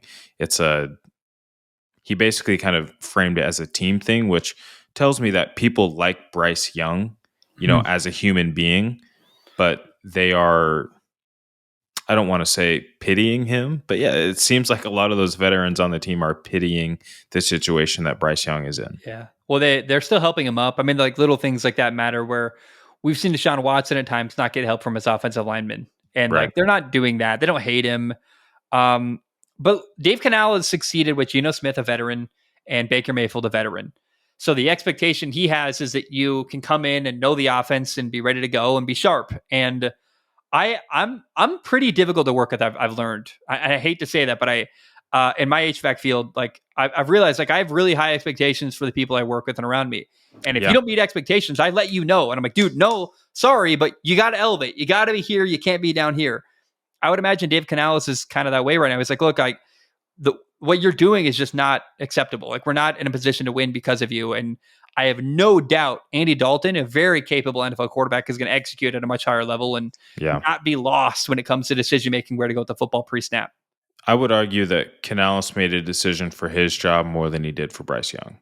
Yeah, we saw Frank Reich get fired right away. We've seen Matt Rule get fired right away. Like, we've just seen so much rash decision making from David Tepper. Like, let's just call it how it is. Like, he's a very impulsive owner. And he said, hey, if I go 0-3, 0-4, 0-5, and I'm still starting Bryce Young, I'm going to get fired myself. Let me try something else. Let's go with Andy Dalton. At least try and be competitive. To me, again, it wasn't about Bryce Young. It was about him protecting his job, which I think does help Bryce Young. But yeah, the decision was more for Canales to keep his job, in my opinion. Well, yeah, you got to be competitive. Like, the truth is, Bryce Young rolling out week 3 has no shot to win, like, 0. No. And so, like, at that point, you know what you have. And I think let's talk about this aspect of it. Here's the Bryce Young trade with retrospective. They gave up DJ Moore.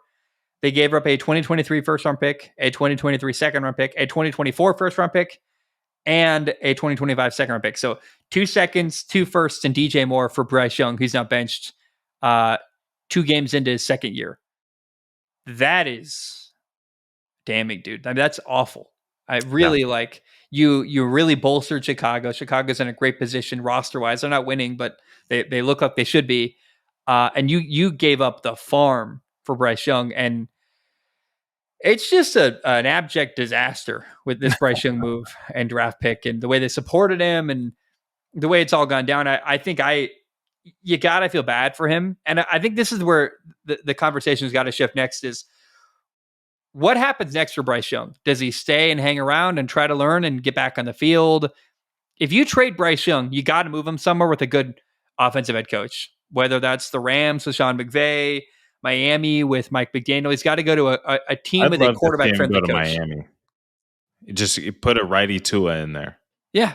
It's the Alabama ties, the same story, a quarterback who didn't have a lot of confidence, looked like, a coach that didn't want him, blah, blah, blah. Like, to have that's the coach who could work with Bryce Young and give him confidence and help him succeed is Mike McDaniel, honestly. The other guy that comes to mind is Sean McVay. He gave Baker Mayfield support. He got Baker Mayfield back on his feet. Look where Baker Mayfield is now. You got to go. I don't think Bryce Young to the Raiders is like a good move No. with Luke Getsy and Antonio Pierce. Like that's not the right fit. He's got to go somewhere with an offensive head coach that can work with him and has shown can work with a young quarterback before.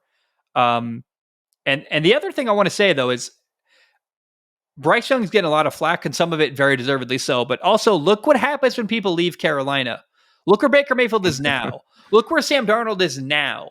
Yes. People have left Carolina and got way better. It's like, that's not an accident. So you just wonder, like, it's very messy. A lot of things can be true all at once, but one of them is that it seems like Carolina's not a good place for any quarterback to be right now. It does not appear to be a great place, and they've just had so much change and inconsistency. Since they fired Ron Rivera, they've been a revolving door of coaches, and that's not good for anybody. It's not good for the front office. It's not good for the players. It's not good for the coaching staff. If there's no continuity, if there's no one voice, single message, you're not going to find any sort of success. And if you keep firing people at the first sign of some, downtrodden moments, then you're really not going to get there. Let's now shift gears to another quarterback. I want to talk about Tua. We haven't talked about it since he got hurt. I recorded on my own Thursday night. Tua's now, after getting a concussion on Thursday Night Football against Buffalo, he's on the IR, which means he's out until at least week 8. So, the Dolphins season is basically over. And then the other kind of concerning thing is Tua's career like done. I just wanted to, like, friend to friend, be like, I love Tua. It sucks. I don't really blame him if he walks away. He's got a guaranteed payment and he's whatever. I thought he looked really good to start the year. Like his most healthy, ironically, given getting hurt. But there's now a huge problem in Miami where they don't have a quarterback. And Bryce Young kind of actually perfectly solves their problem. He's a cheap option. He's on a rookie contract. They're still going to owe to him a lot of money for a long time. And maybe if he retires, they can spread out that money and help them with the salary cap. I'm not sure how you do that, but it's a weird situation with Tua. And I understand anyone who's recommending he retire. Like, I get it. Brain injuries, your family, your longevity, your life. But the thing I'm interested in is, like, what happens next at quarterback for Miami? I know that's a dark way to turn it, but I can't talk about concussions and I can't talk about whether he should retire or not. We don't know him. We're not in the room. Like, we can't really speak to his injury history or his decision making, but we can speak to, unless you have anything you want to add, what happens next at quarterback for Miami. Yeah, I just want to add on the concussion piece. I had a number in my career, and I had one that was very bad, and it was a blackout. And then my last one was during a special teams drill. Being a receiver, but also being a gunner on special teams, you still have to work on your tackling.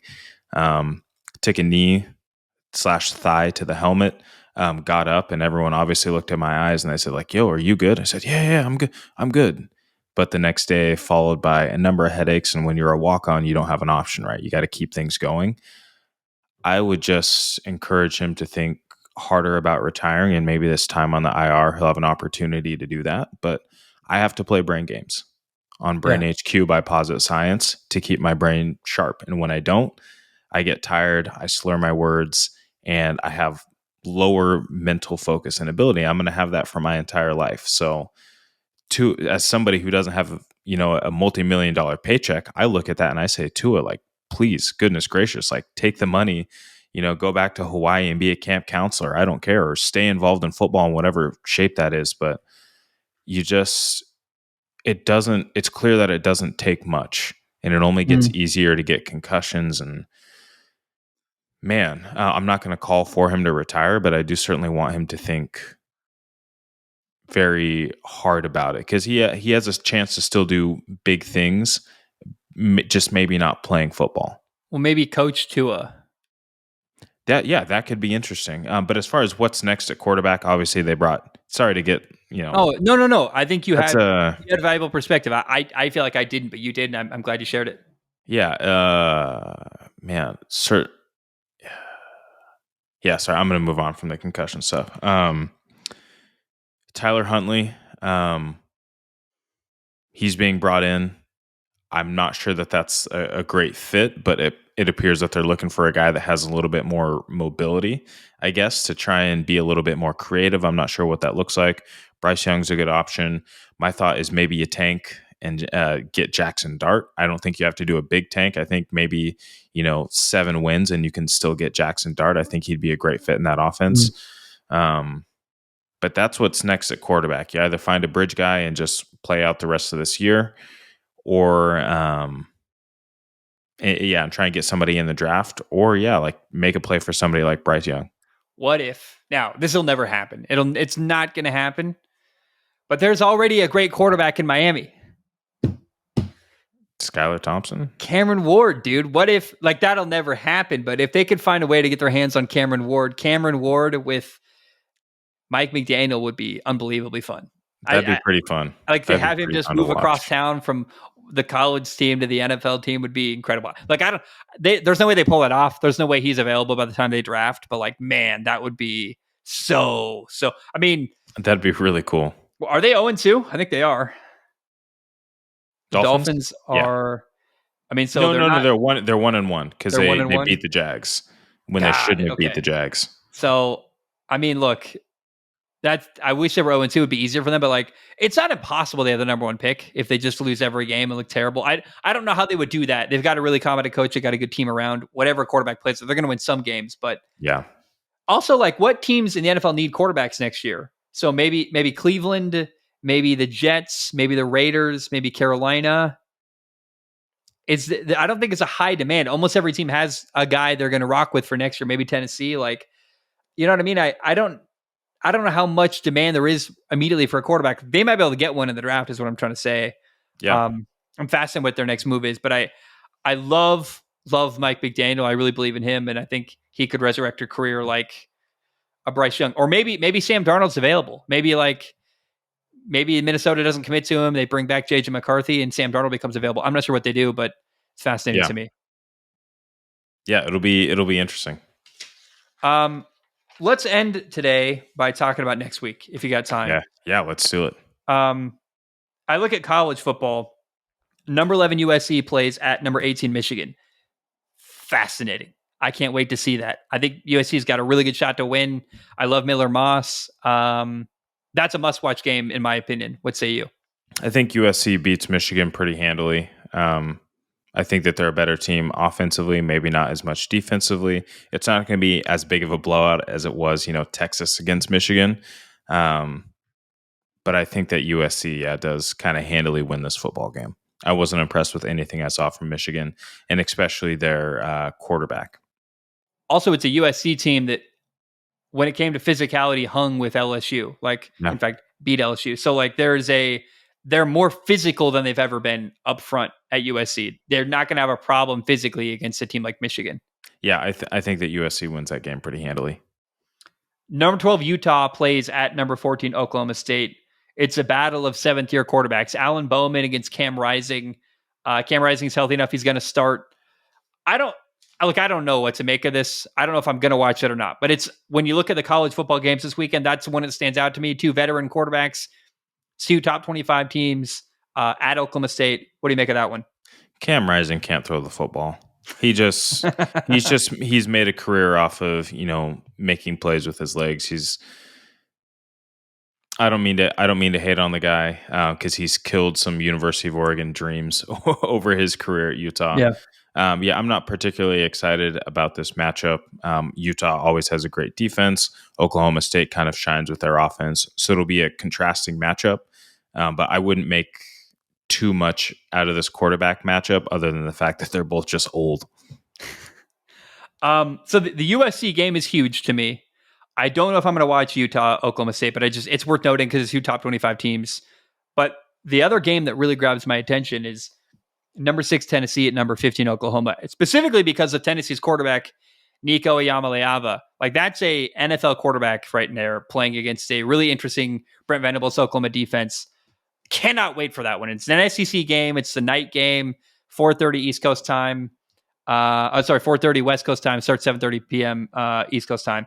That's going to be an incredible game. That's the game on ABC at night on Saturday.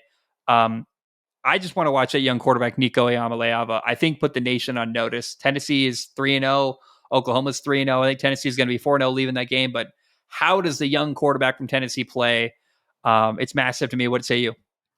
Yeah, I think it's going to be really, really exciting. I think Tennessee is a very, very good football team this year. Yeah. They might be a How do I playoff say team. this? They How do I might say be. this?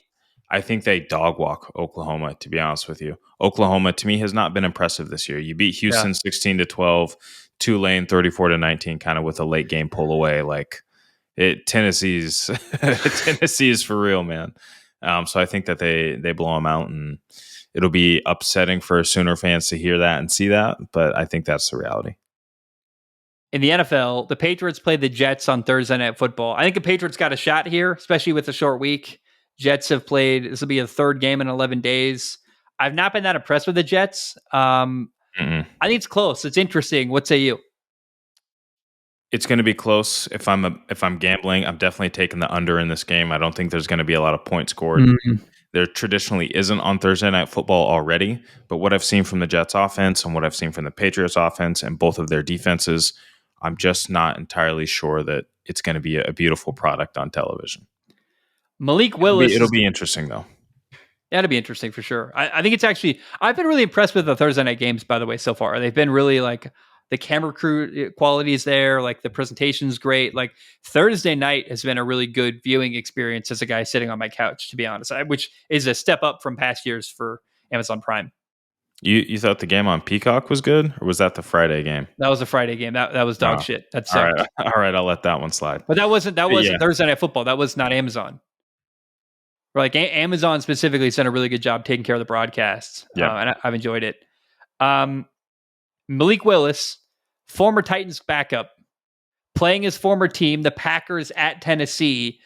I really like the Packers to beat the Titans week 3. We saw, it's so funny, like Malik Willis played really clean football, not a lot of turnovers week 2.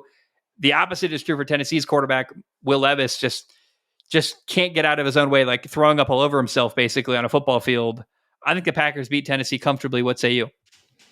I don't know if comfortably is the word, because once you have 1 week of giving, Josh Jacobs 32 carries, teams are going to figure out, hey, like let's just stop the run and like force Willis to throw the football. So I'm not sure what Tennessee is going to dial up defensively. I think that they'll be the most talented defense that Green Bay has played thus far.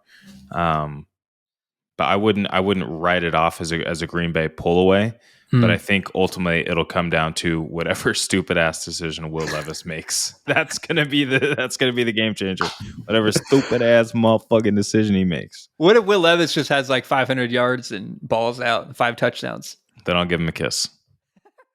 I tell you what, on the next show, if he throws for 4 touchdowns, I will drink his mayo coffee. Bullshit. You'll do it. I'll do that. I'll do that on the show. The show. I want a live reaction. I'll do it with you actually if that happens. By the way, I'll throw my hat in the ring. I'll do that. Screw it. Let's do it. It'll be good. It'll be great to watch. I might do it anyway. I don't know why I committed to that. Will Levis, please be. You're like that Florida State fan that said he'd eat poop if they lost, or they lost. We're still looking for him, by the way. I think we're in agreement. The Browns are going to destroy the Giants, right? Are they? Yeah. Daniel Jones probably throws 10 picks. Bears Colts, Anthony Richardson against Caleb Williams. What do you make of that game? I think we're going to see a lot of mistakes. To me, it's going to play out similar to how the Houston Bears game. I think that the Bears win this game just because they're defensively stronger. Yeah. But I could also see a world where the Colts kind of win on one of the Anthony Richardson's big plays, deep shots, and it kind of changes the momentum of the football game. But we're going to see a lot of mistakes from both quarterbacks. But I think the Bears pull it out. I am begging the Bears to run the football. DeForest Buckner's injured. Samson Ebba comes out of the lineup. Like the front 7 in Indy is banged up. Like you gotta run the football if you're the Bears. They didn't week 2. The Colts, they're vulnerable.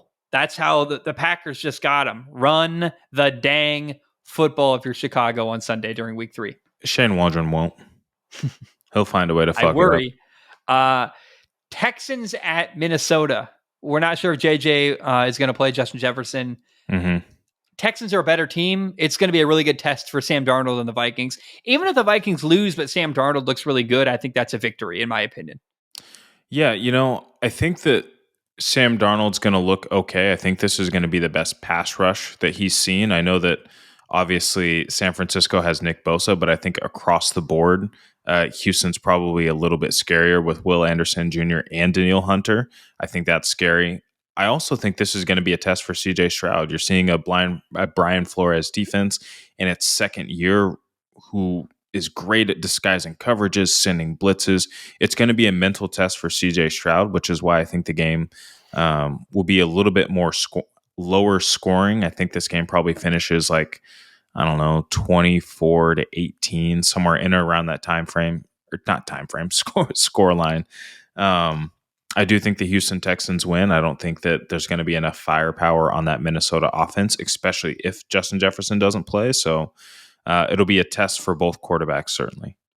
It's really interesting. So the Vikings lead the NFL in sacks. They've got 11 in 2 games. And who did the Vikings just beat? They just beat Kyle Shanahan. Where do D'Amico Ryans and Bobby Slowick come from? San Francisco. That's where they coached before Houston. So Kevin O'Connell and Brian Flores have dialed up a great game plan and beat a Kyle Shanahan system last week. They're got to do it again a second week in a row. My point is, like, I have no doubt Bobby Slowick is going to be prepared, but Brian Flores just beat Kyle Shanahan. He can beat another Kyle Shanahan disciple a second week in a row, in my opinion. Yeah, CJ Stroud's a little bit different than a dirty Brock Purdy. Let's be clear on that one. That's true. Granted, Brian Flores was able to account for some other weapons. Yeah, but I mean, you've got equal as many weapons here in Houston. I am so excited for week 3. This is probably the number one game, in my opinion, is the Eagles at the Saints. The Saints are 2-0. They have dominated the first 2 weeks of the year. Let's see how they look against a really good Eagles team. A Vic Fangio-led defense, Jalen Hurts in that high-powered offense. I don't know if A.J. Brown's going to play or not. My point is, like, if the Saints push around Philly, we know they're legit. It's a huge litmus test for the New Orleans Saints. I can't wait to watch this game. Yeah, I feel like Philly has lost that physicality that they had that Super Bowl year. I don't know who maybe has exited from that roster since then, but they just don't look as mean as they used to look. I can't quite put a finger on it, but they don't look as mean as they used to. I'd like to think that the Saints kind of run them out the building.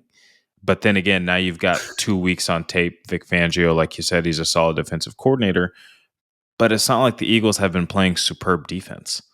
And especially their pass defense is just atrocious. And so while they have stepped up, at times and in moments, they really didn't show up when it mattered last week against the Falcons. And I'm not confident that they'll be able to slow down whatever the Saints in the Kubiak are currently cooking up. Yeah, I mean, and also the Saints have done whatever they want at the line of scrimmage. It's a great matchup, truly. Saints Eagles is matchup. Awesome. I think that's a game of the weekend. The game immediately after that, the follow up to that, the second best game of the weekend, the one I'm second most interested in, is actually Chargers at Steelers. Yes, that game. What's Herbert look like? How does he handle this really good Steelers defense? Is a question in my mind. Yeah, I'm not sure how many times he's played the Steelers in his career. That'll be something to look at to see how he's performed.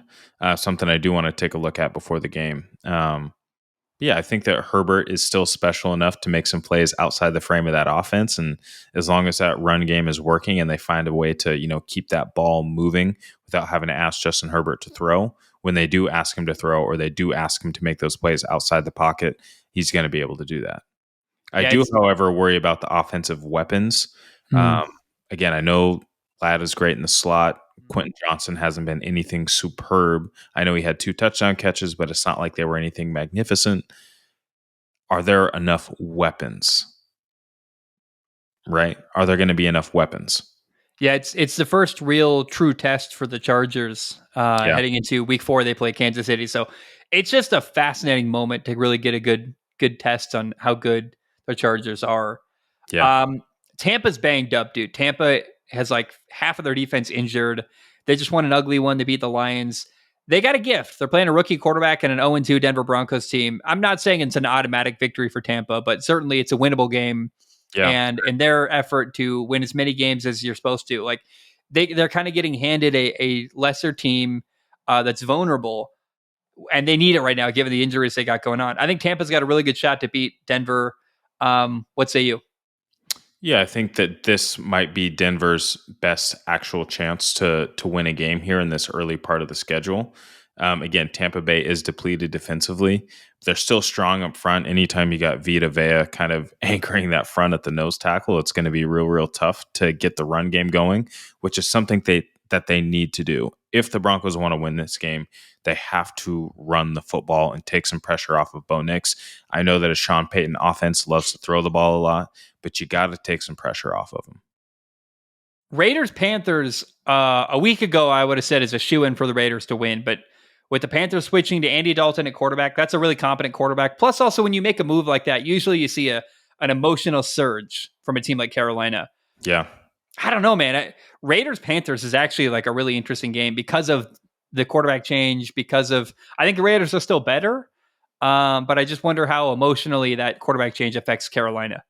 Yeah, I wonder how it affects him emotionally, but also I look at the fact that they did somewhat upgrade offensively some of their skill positions between Deontay Johnson and Adam Thielen.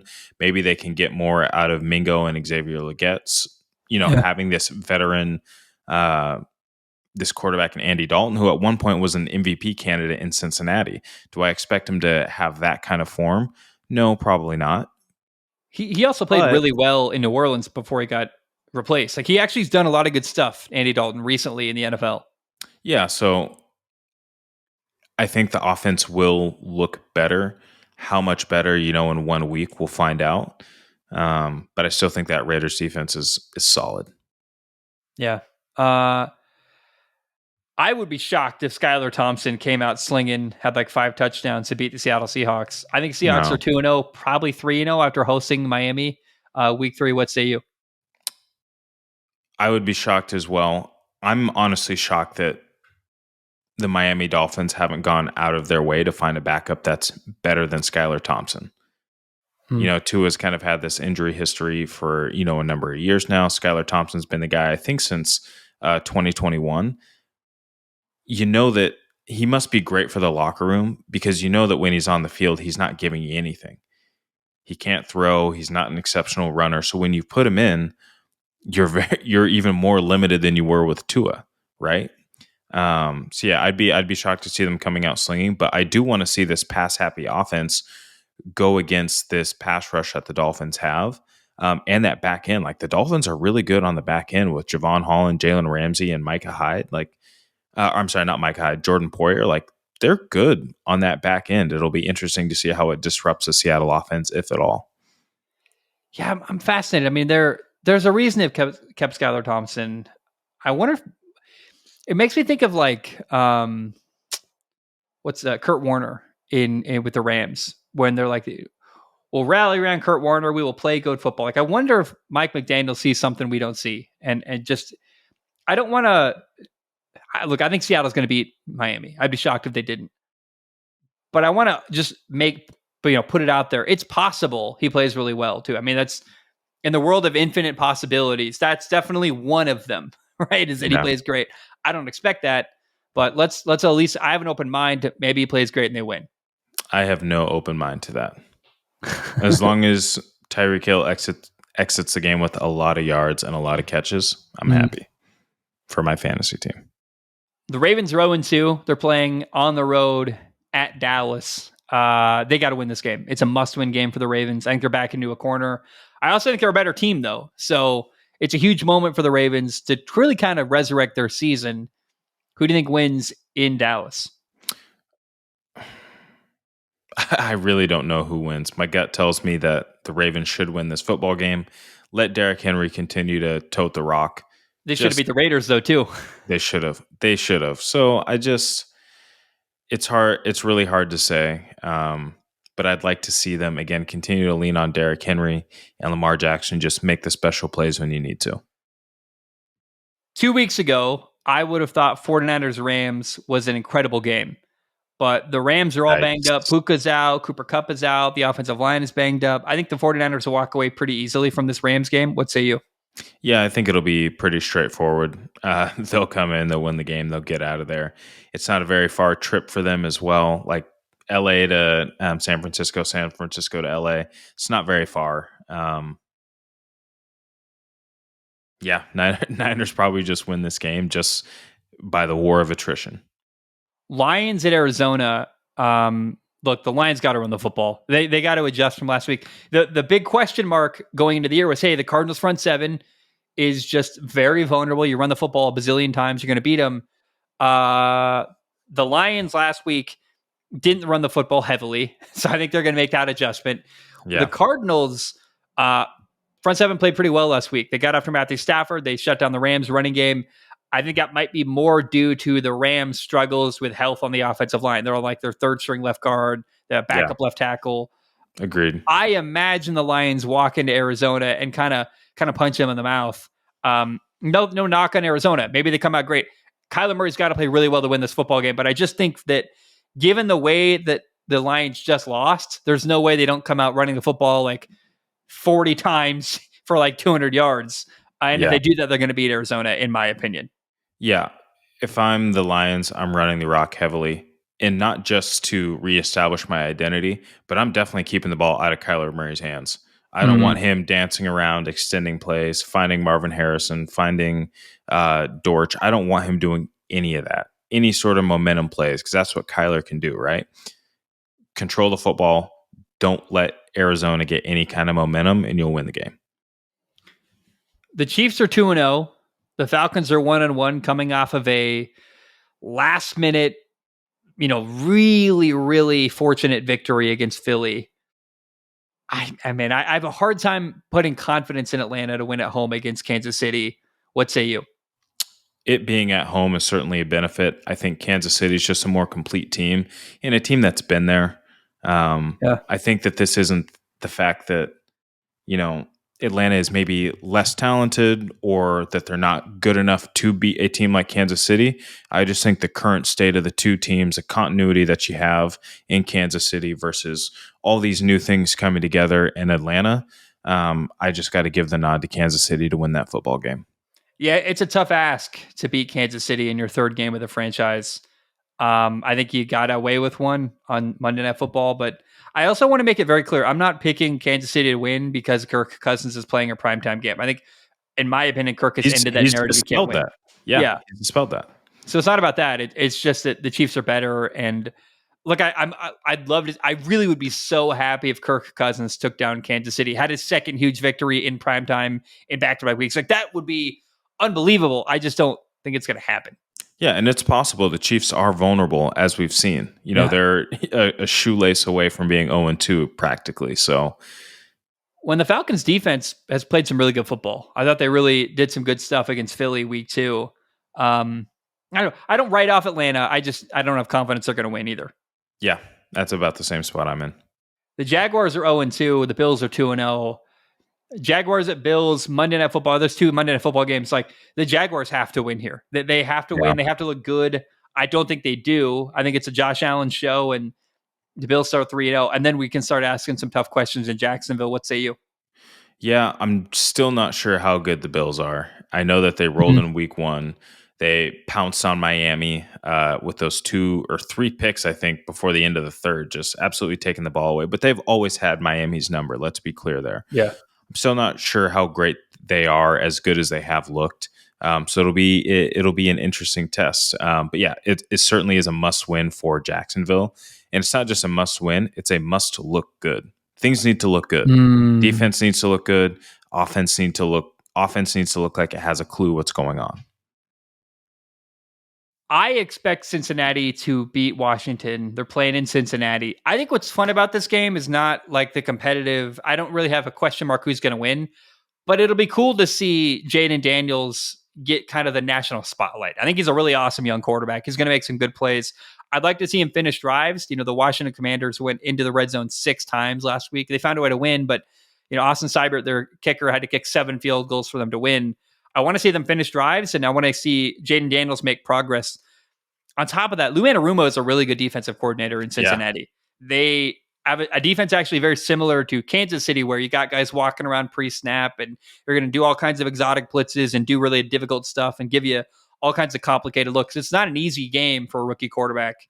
Yeah. So I think Cincinnati wins, but I'm excited to watch Jaden Daniels in the spotlight. Yeah, it'll be his best defensive test that he's seen. They've got a great pass rush, Cam Taylor-Britt on the back end. So they've got some talent, the Bengals do, on defense. It'll certainly be a challenge. Definitely a challenge for a rookie. So yeah, it'll be interesting to see how they handle it. But we should see Cincinnati handle business. Yeah, it's a great moment for Cincinnati, who's 0-2, to get on track and win a football game, in my opinion. Yeah. Man, that's a good 3-hour podcast, dude. We can't help but just keep going. I don't know if you feel this way. I just love talking with you, and I love talking football. I mean, I really I love this so much. And I think we gave everyone like good stuff top to bottom today. It's a great show. Yeah, and we've got so many tangential pieces in there where one thing's related to another that kind of brings it all together. And great show. My man, thanks for your time. Congrats on the success at work. I know privately, like, you're killing it. And Thanks. I can't wait to text you on Thursday when we watch the Patriots Jets game. That's going to be. I don't know what's going to happen. That's what I love about football, is games where you're like, I just truly have no idea who's going to win. I don't know what to expect on Thursday night at all. Tell you what, I'm going to dial into the show. I'm not going to appear on episode, you know what number, but I'm going to dial in, put me on the mic. I'll say a couple things and I'll be out of your hair.